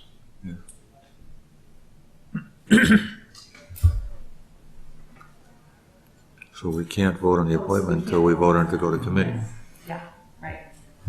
So Counselor Dibble's asked for reconsideration at the next meeting, so now we can't vote on the The appointment. reappointment. That's correct. Got it. Okay. Communications from the mayor. We have an appropriation of $187,903.46 from the stabilization fund account to capital outlay fund account for a fire alarm system for the Museum Place garage. Counselor Gerard. Thank you, Madam President. I move for suspension of the rules. Counselor Gerard moves for suspension of the rules. Under discussion? Thank you, Madam President. I move for adoption. Under discussion? Thank you, Madam President. I know that this is a big amount, but this is necessary. We need a new fire alarm system replaced in the Museum Place garage. Free cash has not been certified yet, and the company is here now. They've already been approved to do this, so we would just like to get the work going, especially when it's October and when we have a lot of people utilizing the garage. Any further discussion? On Counselor Gerard's motion, all those in favor? All those opposed? Matter carries. Further communications from the mayor. We have an appropriation of $68,683.93 from the Retirement Stabilization Vacation Sick Leave Buyback Account to be expended for fiscal year 2018 contractual buybacks of listed below. Counselor Gerard. Thank you, Madam President. I move for suspension of the rules. Counselor Gerard moves suspension of the rules. Seeing no objection. Counselor Gerard. Thank you, Madam President. I also move for adoption. Under discussion? Thank you, Madam President. These are routine requests that we want to thank Ms. Dempsey, Mr. Lord, and Officer LeBrun for their years of service in the city. We're going to miss you terribly, but this is part of their parting gift. Thank you. Any further discussion? Seeing none, on Counselor Gerard's motion, all those in favor? All those opposed? Matter carries. Further communications from the mayor. We have an order to authorize the establishment of a revolving fund for fiscal year 2018 for the Salem Bike Share Program pursuant to Mass General Law, Chapter 44, Section 53E and a half. Counselor Gerard. Thank you, Madam President. I move for adoption. Under discussion? Thank you, Madam President. This is basically to create the revolving fund that we can collect more revenue from the Zagster program, which has been incredibly successful so far. We're projecting that by the end of October, we will have hit 2,000 unique rides. So, and I also have to thank planning. They have put 2 more hubs in Ward 6 at the T station and in North Salem at the corner of Orne and Appleton. So, you know, we're getting more stations, and this is actually, the goal of this is to sustain or expand the system, and so this way we can collect those revenues up to $50,000. Thank you. Any, Councillor Lovely? Yes. When this matter came up, at first, the funding of the bike sharing program, while I think it's a great program, and I was in the minority who did not vote to support it, not because it's not a great program, because in my ward, certainly, there were more important needs. At that time, a number of us suggested that a revolving fund be set up, and were told that it couldn't be done. So I'm happy to see that by us pointing out the general law, that it finally is being accomplished. Councillor Giroux? Thank you, Madam President. Yes, I'm also very happy that we are able to do this, that we are seeing the successes of Zagster, and I recommend especially in October that people use Zagster more. And as I was speaking to Tom Daniel about this, as most of you know, I work at Salem Hospital, and I would love it to walk over to Appleton and Orem, go pick up a bike there and take it over to Salem Hospital, and that be my mode of transportation. So once that station gets set up, I will be happy to get out of my car and on that bike. Any further discussion? Seeing none, on Councillor Gerard's motion, all those in favor? All those opposed? Matter carries. Mayor's informational page, none. Motions, orders, and resolutions. Councillor Ryan. Thank you, Madam President. Year 2017, an ordinance to amend ordinance relative to the Department of Park and Recreation and Community Service. Be it ordained by the City Council of the City of Salem as follows. Section 1, Chapter 2, Section 2-593. General duties shall be amended, be deleted the following. Subsection F, the superintendent director shall oversee the Council on Aging Department. Section 2, this ordinance shall take effect as provided by city charter. Any discussion? Discussion, this is housekeeping. Last meeting, you brought the order in to make the Council Aging Director answer directly to the mayor instead of to the head of the Park and Rec, and this section deletes that section out to make it uniform. Any further discussion? Seeing none, on Councillor Ryan's motion, all those in favor? All those opposed? Matter carries. Further motions, orders, and resolutions. Councillor Dibble. Thank you, Madam President. In the year 2017, an ordinance to amend an ordinance relative to traffic, be it ordained by the City Council of the City of Salem as follows. Section 1, Chapter 42, Section 57A, parking time limited unmetered zone, Loring Avenue from Jefferson Avenue to Harrison Road, 4-hour parking as marked by signs, Monday through Friday, 8 a.m. to 8 p.m. Section 2, this ordinance shall take effect as provided by charter. Move for adoption? I apologize, I move for adoption. First pass. On Councillor Dibble's, any discussion? Yes, thank you, Madam President. This is one of the examples I cited earlier. This is a huge traffic problem for this section of the city. And it's been going on for years, but it keeps getting worse and worse and worse.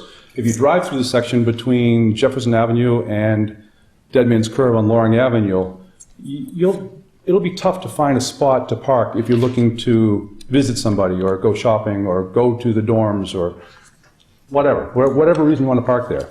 But you'll almost always find a spot during the day. What happens at 10:01 p.m. now, every weekend night, for the first time ever, is ludicrous. The South Campus parking lot and several other areas kind of empty out a little bit, and those students with commuter parking passes on their cars for 2018 leave the campus and they go out into the neighborhood and park on every single street. They're now parking on Harrison Road, 11 cars the other night, 9 cars the night before. It seems to be increasing. Every single spot the other night on Loring Avenue in that subject area, the middle section of Loring Avenue, was occupied at 11:30 at night. Every single spot. And the lion's share of those cars are dorm resident students' cars that live in Central Campus and South Campus. Every single spot. I counted the cars. It was 143 cars. And just 2 hours earlier, there were about 20 empty spaces. The reason for this is Salem State University is now ticketing the commuter cars that are in their parking lot. So they're leaving and going into our neighborhood, and what do the neighbors, a couple houses on Loring Avenue, what do? They now go and park, because there's no room at their house, they're now parking inside the parking lot at South Campus. This is ludicrous. We've been begging the university for help for years and years, long before I was a counselor, but now with these new dorms, it's worse. But now with their actions and changing the signs, the alphabet soup of all the different parking areas and the different fees, it's now $150 increase from years past for commuters to park, but the dorm students now are $450, up another $50 from $400 last year and $200 the year before. It's become an absolute nightmare. So my request to the my request was supported by the neighbors for resident only for that section of Loring Avenue, like every single side street. That request went to the state and it was denied. We have to, in their words, the state words, we have to treat everybody equally. So that denial finally came back after several months down there. And I guess we all have to support that. It is a state road. We may not like it. I know the neighbors are willing to compromise with this package here. It was submitted and approved by the police safety traffic officer for 2 hours. The whole neighborhood was asking for 2 hours. The ward council was asking for 2 hours. The traffic and safety board decided to go for 4 hours. We'll support that as a neighborhood. The neighbors already are aware of this, a whole bunch of them. So 4 hours will turn the spaces over. Instead of cars parking there all day, every day for a whole week without moving, they'll now have to move. So I support this. There's one little problem here. The request was from Jefferson Avenue to Dead Man's Curve. Instead, it stops at Harrison Road, so there are 2 houses, only 2 houses. And I'm wondering if my fellow colleagues will entertain me to make a small change to this. Instead of saying Harrison Road, it will run from Jefferson Avenue to 258 Loring Avenue, just past Harrison Road, 2 houses, so that it's all inclusive of where the problem is. Second. Thank you. Amendment? Any discussion on that? Let's vote on the amendment first. We vote on the amendment, right? Right. No, my good colleague just suggested that we amend it to 2 hours. I've already discussed it with quite a few neighbors, and I will reluctantly follow along with the recommendation over what the neighbors had asked for, what I had asked for, and what the traffic safety officer at Salem Police had requested on 2 hours. Several of the neighbors say we can live with it 4 hours, so I'm going to go along with their comments. They live with it, and they have to put up with this nonsense of what's going on there. They're just looking for quality of life back in front of their houses once in a while to find a parking spot anywhere, because I'm not sure if you're all aware, but every single side street all around the whole area is now resident only, with the exception of Harrison Road, and that's coming before the council at our next meeting. It should have been here tonight, but for some reason it was delayed. Jefferson Avenue is next. I received 2 phone calls today for Jefferson Avenue, because now Jefferson Avenue, that section between Ward 7 and Ward 5, where Doobies is, back to the university, that section is now being filled up with cars also, and the majority of them are dorm students parking at night. We need a solution to this. We need Salem State University, our traffic director, and the traffic and parking board to work with the ward councilors and find solutions to this.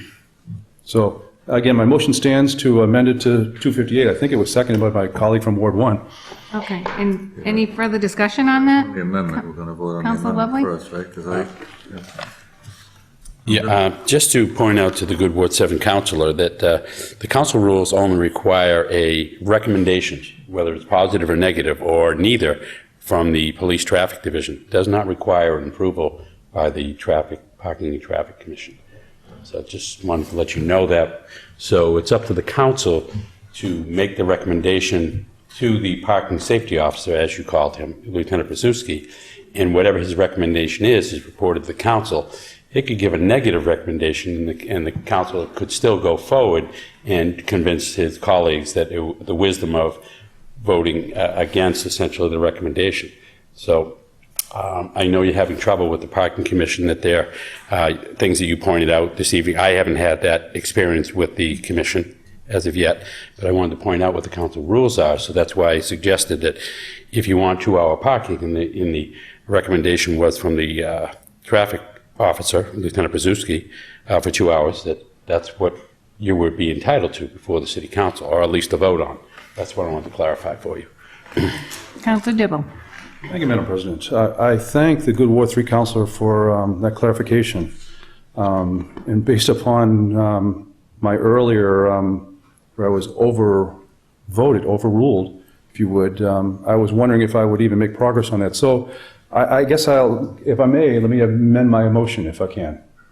That the ordinance reads as stands, except for 4 hours is changed to 2 hours.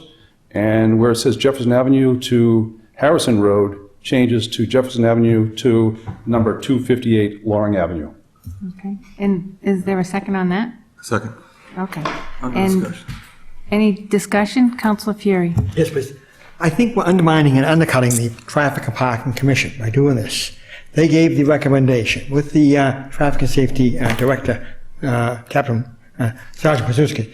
So I think that's what the whole purpose was, for the Traffic and Parking Commission to be professional. And I think in our way, but what we're doing tonight is undercutting them every time we disagree with them. So I'm opposed to undermining and undercutting traffic and parking. And I think we need to get our act together, Ola, and get Traffic and Parking Commission here saying, hey, what are you supposed to do? What are we supposed to do? Right now, I think we're undercutting them. Thank you. I don't suppose. Counselor Sargent, Counselor Dibble. Again, it's a Parking and Traffic Advisory Board to advise the elected officials what to do. And as with the old police department, we take most of their advice. But I'll stand with Counselor Dibble. I'm from the neighborhood. I went to Salem State. My son just graduated from Salem State. I've walked this issue. Stood there and watched and see what happens. So how can you see something and not agree with what you see? There are people that park in front of a man's house on the corner of Moffett Road and Loring Avenue. Park there all weekend. Come by with a friend's car, take things out of their car and go on away on their business, and then come back and put other things in there. It's like having a gypsy living in front of your house for the weekend. All right? How does that make sense? When neighbors complained about this issue, I went up to see it. And I walked, after a meeting such as we're having tonight, I went up to South Campus parking lot. After 120 empty spaces, I stopped counting. How do you have a university that's parking all over the neighborhood with 120 empty spaces? So I went and I stood on the corner of Harrison Road and Loring Avenue. And watched a young man park in front of somebody's house and introduced myself, asked him if I could talk to him a minute, and asked him why. And I said, you know, it's hard for me to understand why you're parking here and walking a quarter mile or so past 100 empty spaces, 120 empty spaces to get to your dorm. And he gave me the most simple answer. He said, I can't afford the fee. Mm-hmm. And I said, what fee? At the time, it was $300. So how can you justify charging $300 for kids to park at a dorm that they're paying thousands of dollars for? I think it's $10,000 to stay in the dorms for a year.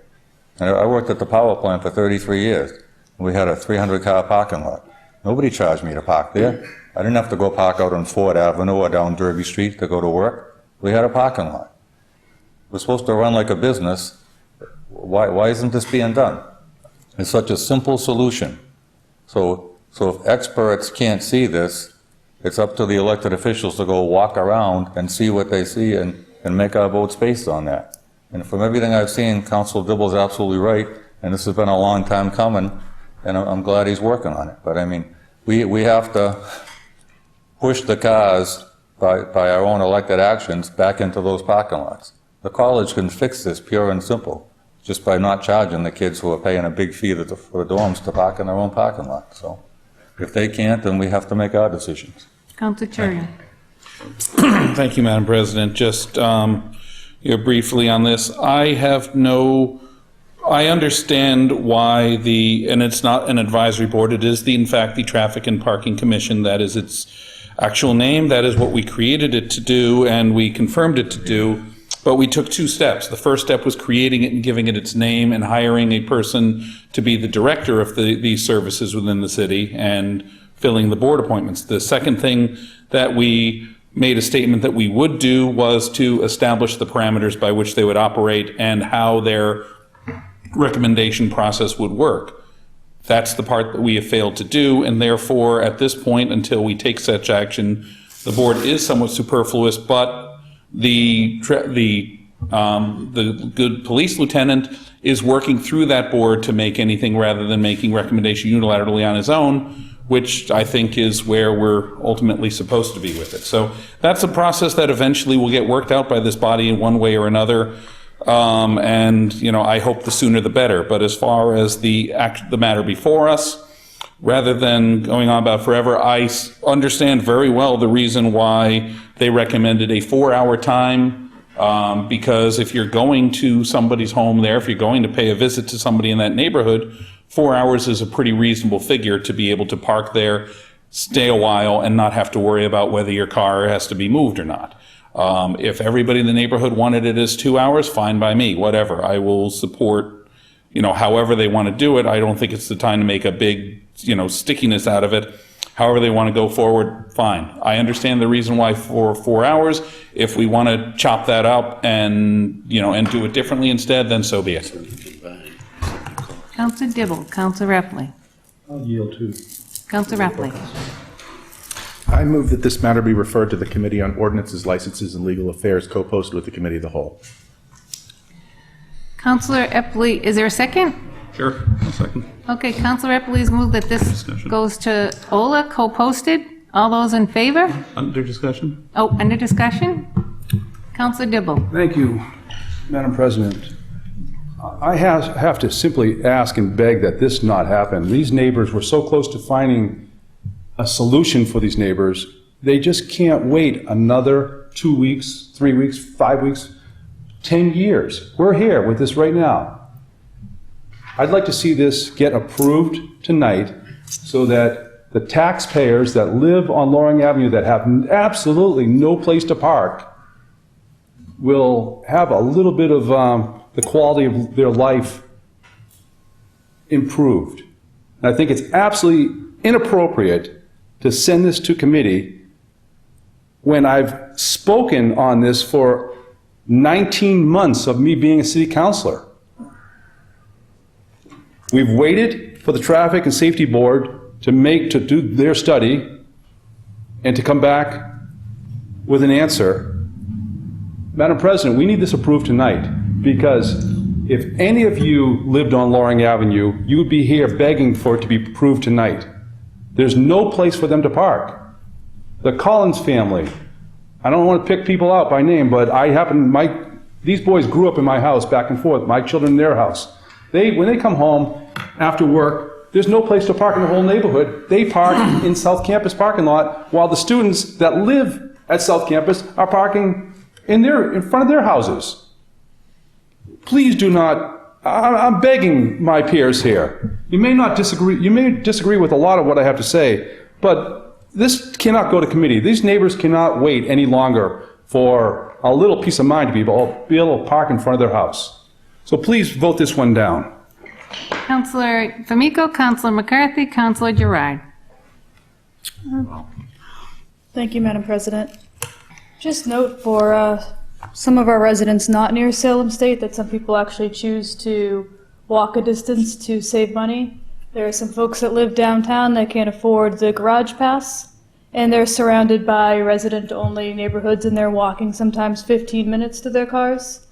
There's also other people, whether it's on Derby Street or Essex Street, that, especially certain times of the year when it fills up, they're walking a good mile or so.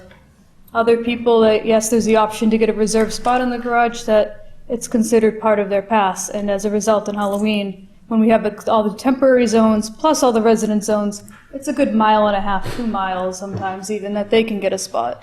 Happens often many places. I do have a heart for that. I think the 2 hours is too limited, especially as mentioned, some of these streets, they're not eligible for passes right now, and then it would also affect their guests. You can't pick and choose depending on who you're going to enforce for. It doesn't work that way. And also, just had a question, and maybe the Good Ward 7 counselor has the answer for it. You had mentioned that the state wouldn't approve resident only. Does the state then allow the approval of a limited timing without their approval after? Yes, to the Good Ward 2 counselor, the state has clearly stated that whatever we do for one resident or any visitor, we have to do the same. So everybody has to be treated equally. So if it's a uniform policy of 2 hours or 4 hours, the state is most likely going to approve this. This is not where it ends here. This still has to be voted on by us here in the city council, and then it goes to state. So it's even a longer delay. So these neighbors, they're at home right now listening to this. The peace of mind is not coming.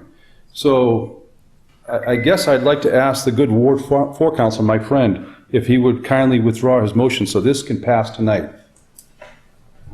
Council McCarthy. Thank you, Madam President. I only have one question, is what was the rationale for 4 hours? It's simple. I mean, I know downtown, all the meter spots are 4 hours. Was the commission's response because they want to be consistent throughout the city that it's 4 hours? I want just this basic question, why, I mean, I know the good Ward 7 councilor asked for 2, and they came back and said, we agree with everything you're saying, but we suggest 4. I just want to know what the rationale was for 4, as opposed to, you know, us going to sit here all night batting it around. I want to give relief to these people who live out there. I don't live there. I know they're looking for relief. Obviously, they're looking for relief if the good Ward council is going out at 11 o'clock at night counting cars. So I just want to know what the rationale was from 2 to 4. If there was no rationale, they just wanted 4, then what's the difference of 2? But if they had a rational suggestion why it should be 4, that's something we should know, why they changed it. When we started this discussion, the Ward 7 council had no problem. He talked to some of the neighbors when the recommendation came back before, and they were all in favor. They want the relief. So the question is, why 4? He asked for 2. They came back with 4. 4's in front of us. Simple question. If it's a simple answer, then fine. If it's a more complicated answer, then I'd ask the good Ward 7 council to withdraw his motion, take it at 4, and if he wants to revisit it at 2 later on, let's get him the relief now. I don't even know what the process is through the state, but this sounds like it's going to be a long process. Let's get it moving on tonight. Councilor Girai. Thank you, Madam President. In the same vein as the good Ward 1 councilor, that, you know, if people are getting home from work at 5, I don't want them to then have to go back out and move their car at 7 because of being obstructed or being restricted by 2 hours. So I guess exactly what the good Ward 1 councilor questioned is why not 4? Councilor Famico. Yeah, my question too is because it's not resident parking, that would apply to everyone unless there's a future change to allow those people to have the surrounding streets resident parking. That means even people, it could be in front of their own house, that even though it's their vehicle, it has to be applied across the board. They can't park more than 4 hours either, or more than 2 hours, the way it currently stands, and if it goes forward. Councilor Dibble. Thank you, Madam President. I think the Ward 1 councilor is making the most sense here tonight, including myself in some of my comments. In the chance that this looks like it's going to be defeated tonight, I'd like to withdraw my motion, ask the good Ward 4 council to withdraw his motion as well, and simply keep it at 4 hours. And the only edit to this as written will read from Loring Avenue, from Jefferson Avenue to number 258 Loring Avenue. So we'll leave it at 4 hours because the residents can't wait. I ask for immediate passage tonight. Councilor Ripley. I thank the good Ward 7 councilor. Part of the issue is, again, going back to what is the purpose of the Traffic and Parking Commission. And we do have a new process now. We should be using that process. That said, I will be happy to withdraw the motion to place this in committee if my colleague withdraws his motion for the 2 hours, and also if he withdraws his motion for reconsideration at the next date regarding the appointment issue. Come on. That's not the issue. That's not under discussion. Right? So, give me a That's break. already been decided. It's out of order. Well, what is out of order is actually having everything parked in the OLA committee for the course of the past year. I'll withdraw my motion to commit to committee. Blah, blah. Anybody want to move the question? Councilor Famico. President, though, could I just get clarification from the Ward 7 councilor for whether or not this would also apply to the people who live there? Of course it does. That's the whole point. The state requires that it apply equally, whether you live there visiting, live in the dorms or not. Everybody's equal. So it'll be 4 hours from Monday through Friday, 8 a.m. to 8 p.m., Loring Avenue from Jefferson Avenue to number 258 Loring Avenue, which is basically right at the beginning of the northerly end of Deadman's Curve, if you would.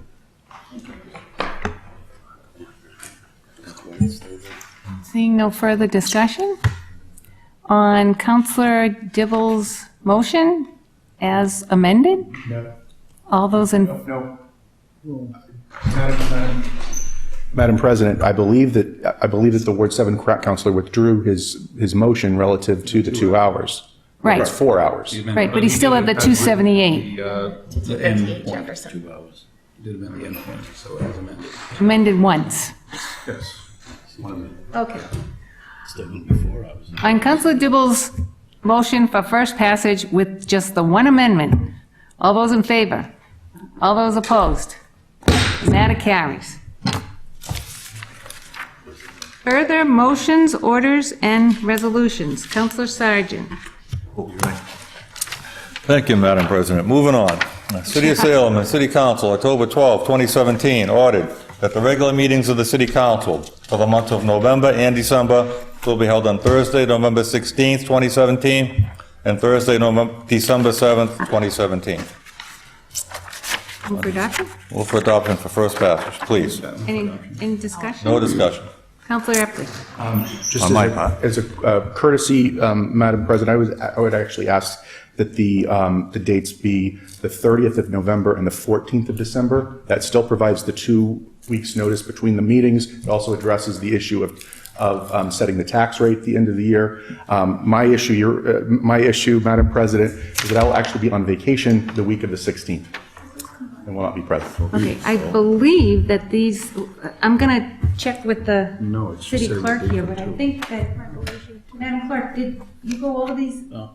dates before? I did speak with the finance department before these dates were picked, and they're the ones that said that this would work. They can't go too late in December, especially because they have to get the bills prepared, and they have to be out before Christmas I wasn't sure if the 14th was too late.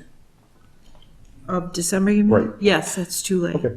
Because you've got the holidays following that, it's not enough time for them to get it prepared. Thank you. Okay, we good? Okay, Counselor Dibble? Thank you, Madam President. To support my good Ward 4 counselor, because you just supported me, I just want to remind everybody that last year, it was not a problem because they needed me here for a vote. So it wasn't a problem at all to wait to have it the second week, so the 14th. I'd be in support of that because it was not a problem last year. Counselor Famiko? Yes, Madam President. I understand with November we have Thanksgiving, and that's why we can't have the regular dates. In December, the 7th is if we did the 14th and 21st or the regular 2 dates, I know it's consolidating because of the holidays. I think the 21st is still before we ran into an issue at a recent meeting that the person next door had to wait a little extra because we had consolidated these meetings. Given that the December dates don't conflict with any holidays, I'm wondering why we have to wrap them into one. Because of the tax rate. Just because of the tax rate, even though there's, the December 7th date would still be standing. I'm just wondering why there's not a second date in December. We I'm already have sorry, the December 7th you're wondering why here. there isn't a second date in Yeah, November? we usually have 2 meetings a month. No, we don't. I know in December we don't, but in other months we do have. For city Not in council? November. November and December, we only have Right. one meeting. Is that by just tradition? Or, Well, I'm saying the other months we always have 2 meetings, whether it's May or April or whatnot. We have 1 month, one meeting in July, 1 meeting in I November, and understand 1 that, but the meeting in July one December. was consolidated, Madam President, and due to that, over the summer, we ran into the issue next door. And I think if, for 1 extra night's worth, it really slows down a lot of processes and people, what We they're can trying to always do. have a special meeting if we need to in I December. understand that. I just think that we shouldn't be limiting the meetings that we have. It's affected people with their day-to-day. Thank you, Madam Any President. further discussion? Counselor Terrio? Thank you, Madam President. In December, if we were to have the meetings on our normal 2nd and 4th, that would be the 14th and the 28th, not the 7th. So the 14th wouldn't be a problem, although we are told that that would be a problem in getting this tax rate finalized. So that would be the issue there. We would have to have it on the 7th in order to make that happen. If we had our regular second meeting, that would be, or second meeting 2 weeks later, that would be the 21st. If we had the regular one, that'd be the 28th in the middle of the holiday. So, I mean, that's basically the holidays of Thanksgiving and Christmas time are the traditional reasons why they consolidated as such. And if we do pass anything for first passage, we need at least a 2-week gap in between meetings, so that if we have done this in the past, I'm fine with this custom, however, of doing consolidating the November after the election before Thanksgiving, and I'm also fine with the December. It's unfortunate if somebody does have another obligation, but that does, that happens, and that is what it is. If we need to, and we have done this before, in my tenure so far, we've had special meetings in order to pass things for second passage as need be, or introduce matters in a timely fashion. And, I have no problem with having a meeting any particular time that we'd want to call one if that's the case. But, this is pretty much, I hate to use the term here because it's kind of silly in a sense, but, we're scheduling one meeting November and one meeting December because as far back as I know of, that's pretty much the way the city council has done business for the holiday months. And if we want to have more, we're welcome to do so. Seeing no further discussion, Councilor Dibble. Thank you, Madam President. I meant to make a motion while I was standing a second ago that the second date of Thursday, December 7th, be amended to read Thursday, December 14th. It should be the second Thursday of each month in December, because, again, last year I confirmed that the second Thursday was not a problem at all for the filings that were just mentioned. Is there a second? Seeing no second, that motion fails. Now we're back to Councilor Sargent's motion for adoption. All those in favor? Aye. All those opposed? Opposed. The matter carries. Further motions, orders, and resolutions. We're on page 8. Thank you, Madam President. City of Salem and City Council, October 12, 2017, ordered that the city electrician investigate the feasibility of adding additional light fixtures to First Street and report his findings back to the City Council. Move for adoption? Move for adoption. Under discussion? On discussion, just at the request of John Giardi, the city electrician. Any further discussion? Seeing none, on Council Lovely's motion, all those in favor? All those opposed?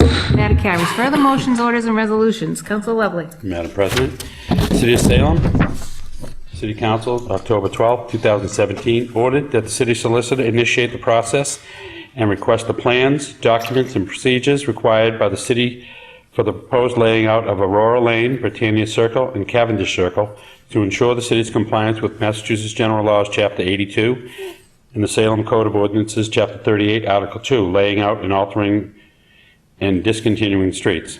And the city solicitor prepare for the city council documents required for the city council to lay out Aurora Lane, Britannia Circle, Cavendish Circle as public streets for the common convenience, benefit, and necessity of the inhabitants of the city.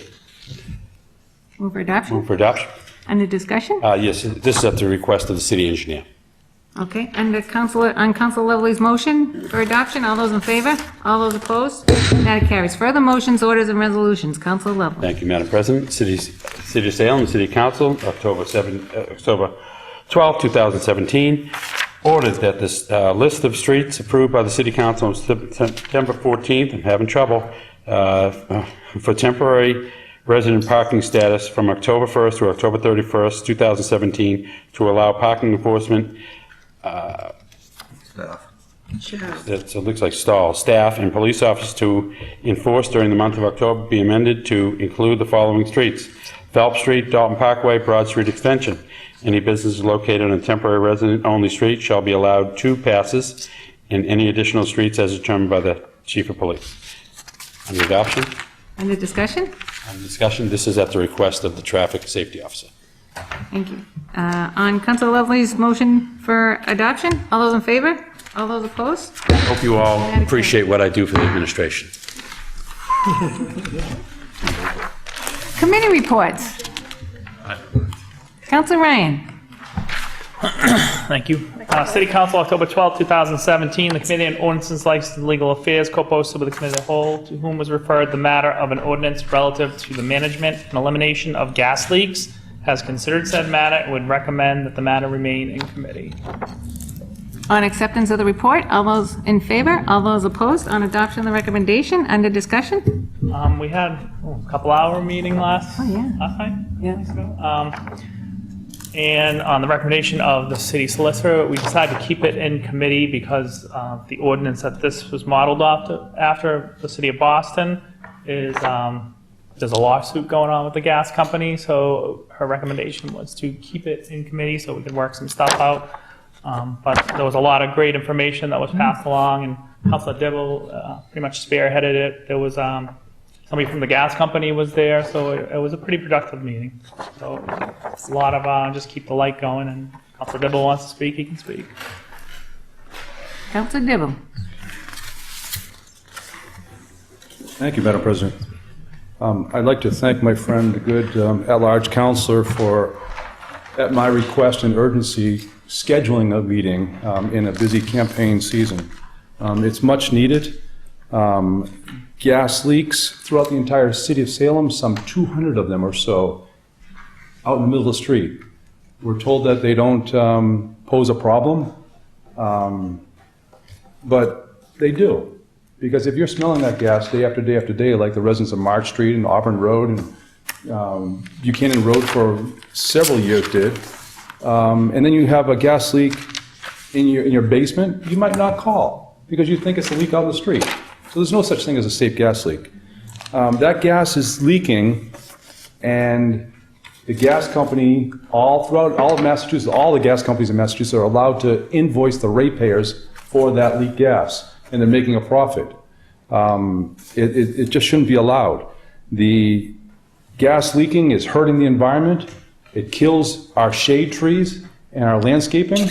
It's bad for intake and for humans. It's just not a good thing across the board. Plus, it's costing anybody in Salem who has natural gas in their house pays for that leaked gas. And the gas company is allowed up to 5 years of making profit on that leaked gas until they go and make a repair. It's just unacceptable. There is for those at home and for all of my peers here on the council, there is a meeting on November 28th, 6:30 p.m. at Salem State University's Central Campus's Enterprise Center. So again, November 28th, 6:30, where Salem State students and their geography department are mapping and will be displaying the results of these gas leaks and showing which ones are bad, which ones are not bad. There's 5 classes working on this presently. In addition to that, Salem State students at MassPIRG have joined the campaign to help correct this environmental problem that we're having. This started with the work of a Boston University professor who volunteered and he drove every street in Salem and recorded the volume of these gas leaks, where they were, turned all that data and information over to the university, and our new president, John Keenan, thankfully supported this whole measure. And I'm looking forward to you all coming and the general public coming to learn about these gas leaks again, November 28th, 6:30. This will be the kickoff to hopefully start to fix this big environmental problem. I want to thank Senator Lovely and Representative Tucker, who are taking the lead in working on this gas problem from the other side. So if the state law passes that they're working on, it will prohibit the gas company from invoicing the ratepayers for all this leaked gas that keeps going up for 5 years, unstopped. They're making a profit on that. So if this passes at the state level, presto, the gas company will come in and make these repairs, I believe, immediately, because they won't be making a profit on this anymore. So I encourage you all, and from the public watching at home, please attend that November 28th, 6:30 p.m. meeting at Salem State Central Campus. Any further discussion? Seeing none, on Council Ryan's Motion, all those in favor? All those opposed? The matter carries. Further committee reports. Councilor Ryan.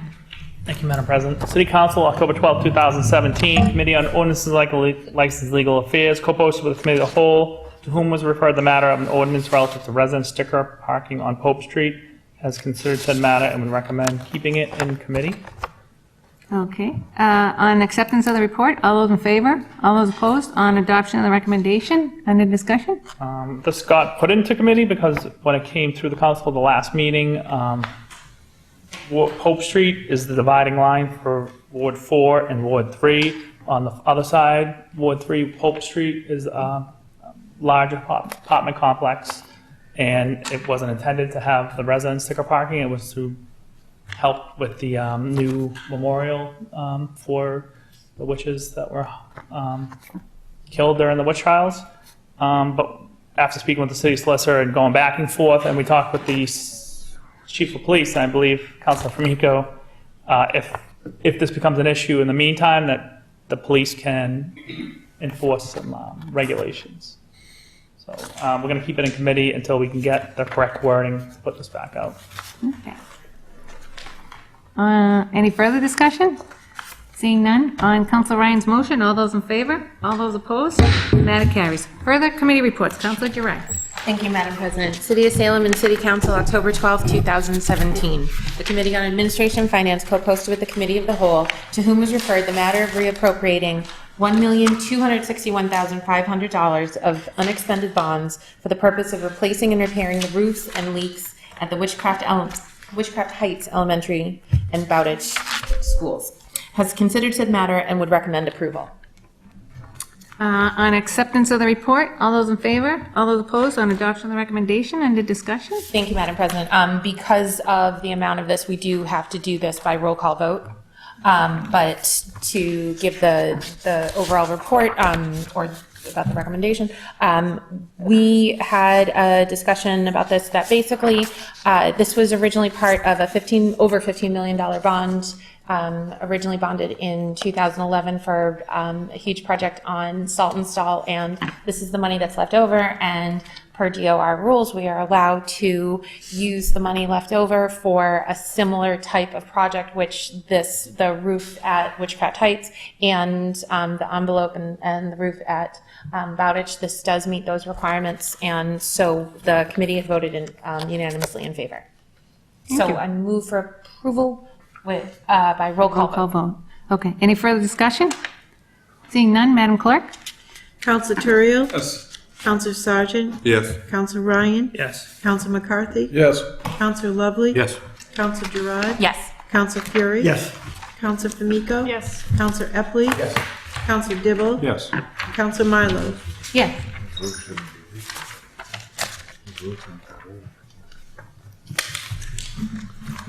Thank you. On the matter of reappropriating unexpended bonds for replacing and repairing the roof at Witchcraft Heights and leaks at Bowditch, we have 11 councilors voting, 11 in the affirmative, 0 in the negative. The matter carries. Further committee reports. Councilor Dibble. Thank you, Madam President. In City Council, October 12, 2017, the Committee on Community and Economic Development co-posted with the Committee of the Whole, to whom was referred the matter of discussing provisions for accessory apartments, has considered said matter and would recommend that the matter be referred to the City Council to schedule a joint public hearing with the Planning Board. On acceptance of the report, all those in favor? All those opposed? On adoption of the recommendation, under discussion. Yes, thank you, Madam President. This was a matter that was referred to my committee, and we jumped on it right away. We had a meeting, I think, within a week of it coming to my committee, and we received a lot of input. In particular, I want to thank John Russell and Linda Koffel from the Friends of the Council on Aging for all of their work and input along the way, and as well as you, Madam President, for those early morning coffees in discussing it with them, and many more meetings. But also, in particular, the city solicitor in her work, Beth Renard, in helping craft this, as well as the comments that were recently attached to this from the planning department. for all of their assistance, we owe a big thank you. This is a good thing for the city of Salem, but it had to be done in a careful way. We'll talk about this more at the joint public hearing. We don't want to take single-family houses and make them two families, but we want to be able to help the family members that are looking to stay in their house or to come into the house to help their other family members who happen to live at that house. I look forward to this joint public hearing and discussing it more. This is it's a good thing for Salem, for our families. Thank you, Madam President. Any further discussion? Seeing none, on Councilor Dibble's motion, all those in favor? All those opposed? The matter carries. Communications from city officials, none. Petitions. We have a request from the Wicked Running, oh no, we already did that. The following license applications: limousine, public guide, and taxi operator. Councilor Ryan. Move granted. Under discussion? No discussion. On Councilor Ryan's motion, all those in favor? All those opposed? Matter carries. Further petitions. We have one taxi operator. Councilor Ryan. Move denied. Under discussion? No discussion. On Councilor Ryan's motion, all those in favor? All those opposed? Matter carries. Further petitions. We have a hearing request from Brian Fontaine on the denial of his taxi operator license. Councilor Ryan. Refer to Committee on Ordinance, License, Legal Affairs, and hold an executive session. Under discussion? No discussion. On Councilor Ryan's motion, all those in favor? All those opposed? Matter carries. Further petitions. We have two claims. Councilor Ryan. Move refer to the Committee on Ordinance, License, Legal Affairs. Any discussion? No discussion. On Councilor Ryan's motion, all those in favor? All those opposed? Matter carries. Unfinished business. We have second passage of an ordinance amending Chapter 2, Section 2-835, Council on Aging Director. Councilor Ryan. Move adoption, second and final passage. Any discussion? No discussion. Seeing none, on Councilor Ryan's motion, all those in favor? All those opposed? Matter carries. Further unfinished business. We have second passage of an ordinance amending Traffic Chapter 42, Section 74, General Prohibitions, Tow Zones, Pope Street. Councilor Repley. Thank you, Madam President. I move for adoption for second and final passage and no discussion. Okay. On Councilor Repley's motion, all those in favor? All those opposed? Matter carries. Further unfinished business. We have second passage of an ordinance amending Traffic Chapter 42, Section 75, Resident Parking, Hancock Street. Councilor Terrio. Thank you, Madam President. Move for adoption for second and final passage, also with no discussion. Okay. On Councilor Terrio's motion, all those in favor? All those opposed? Matter carries.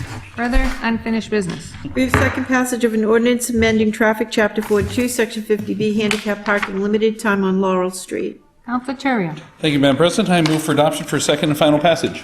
No discussion. On Councilor Ryan's motion, all those in favor? All those opposed? The matter carries. Councilor Fury. Motion to adjourn, Madam President? For adjournment, we are adjourned. Thank you.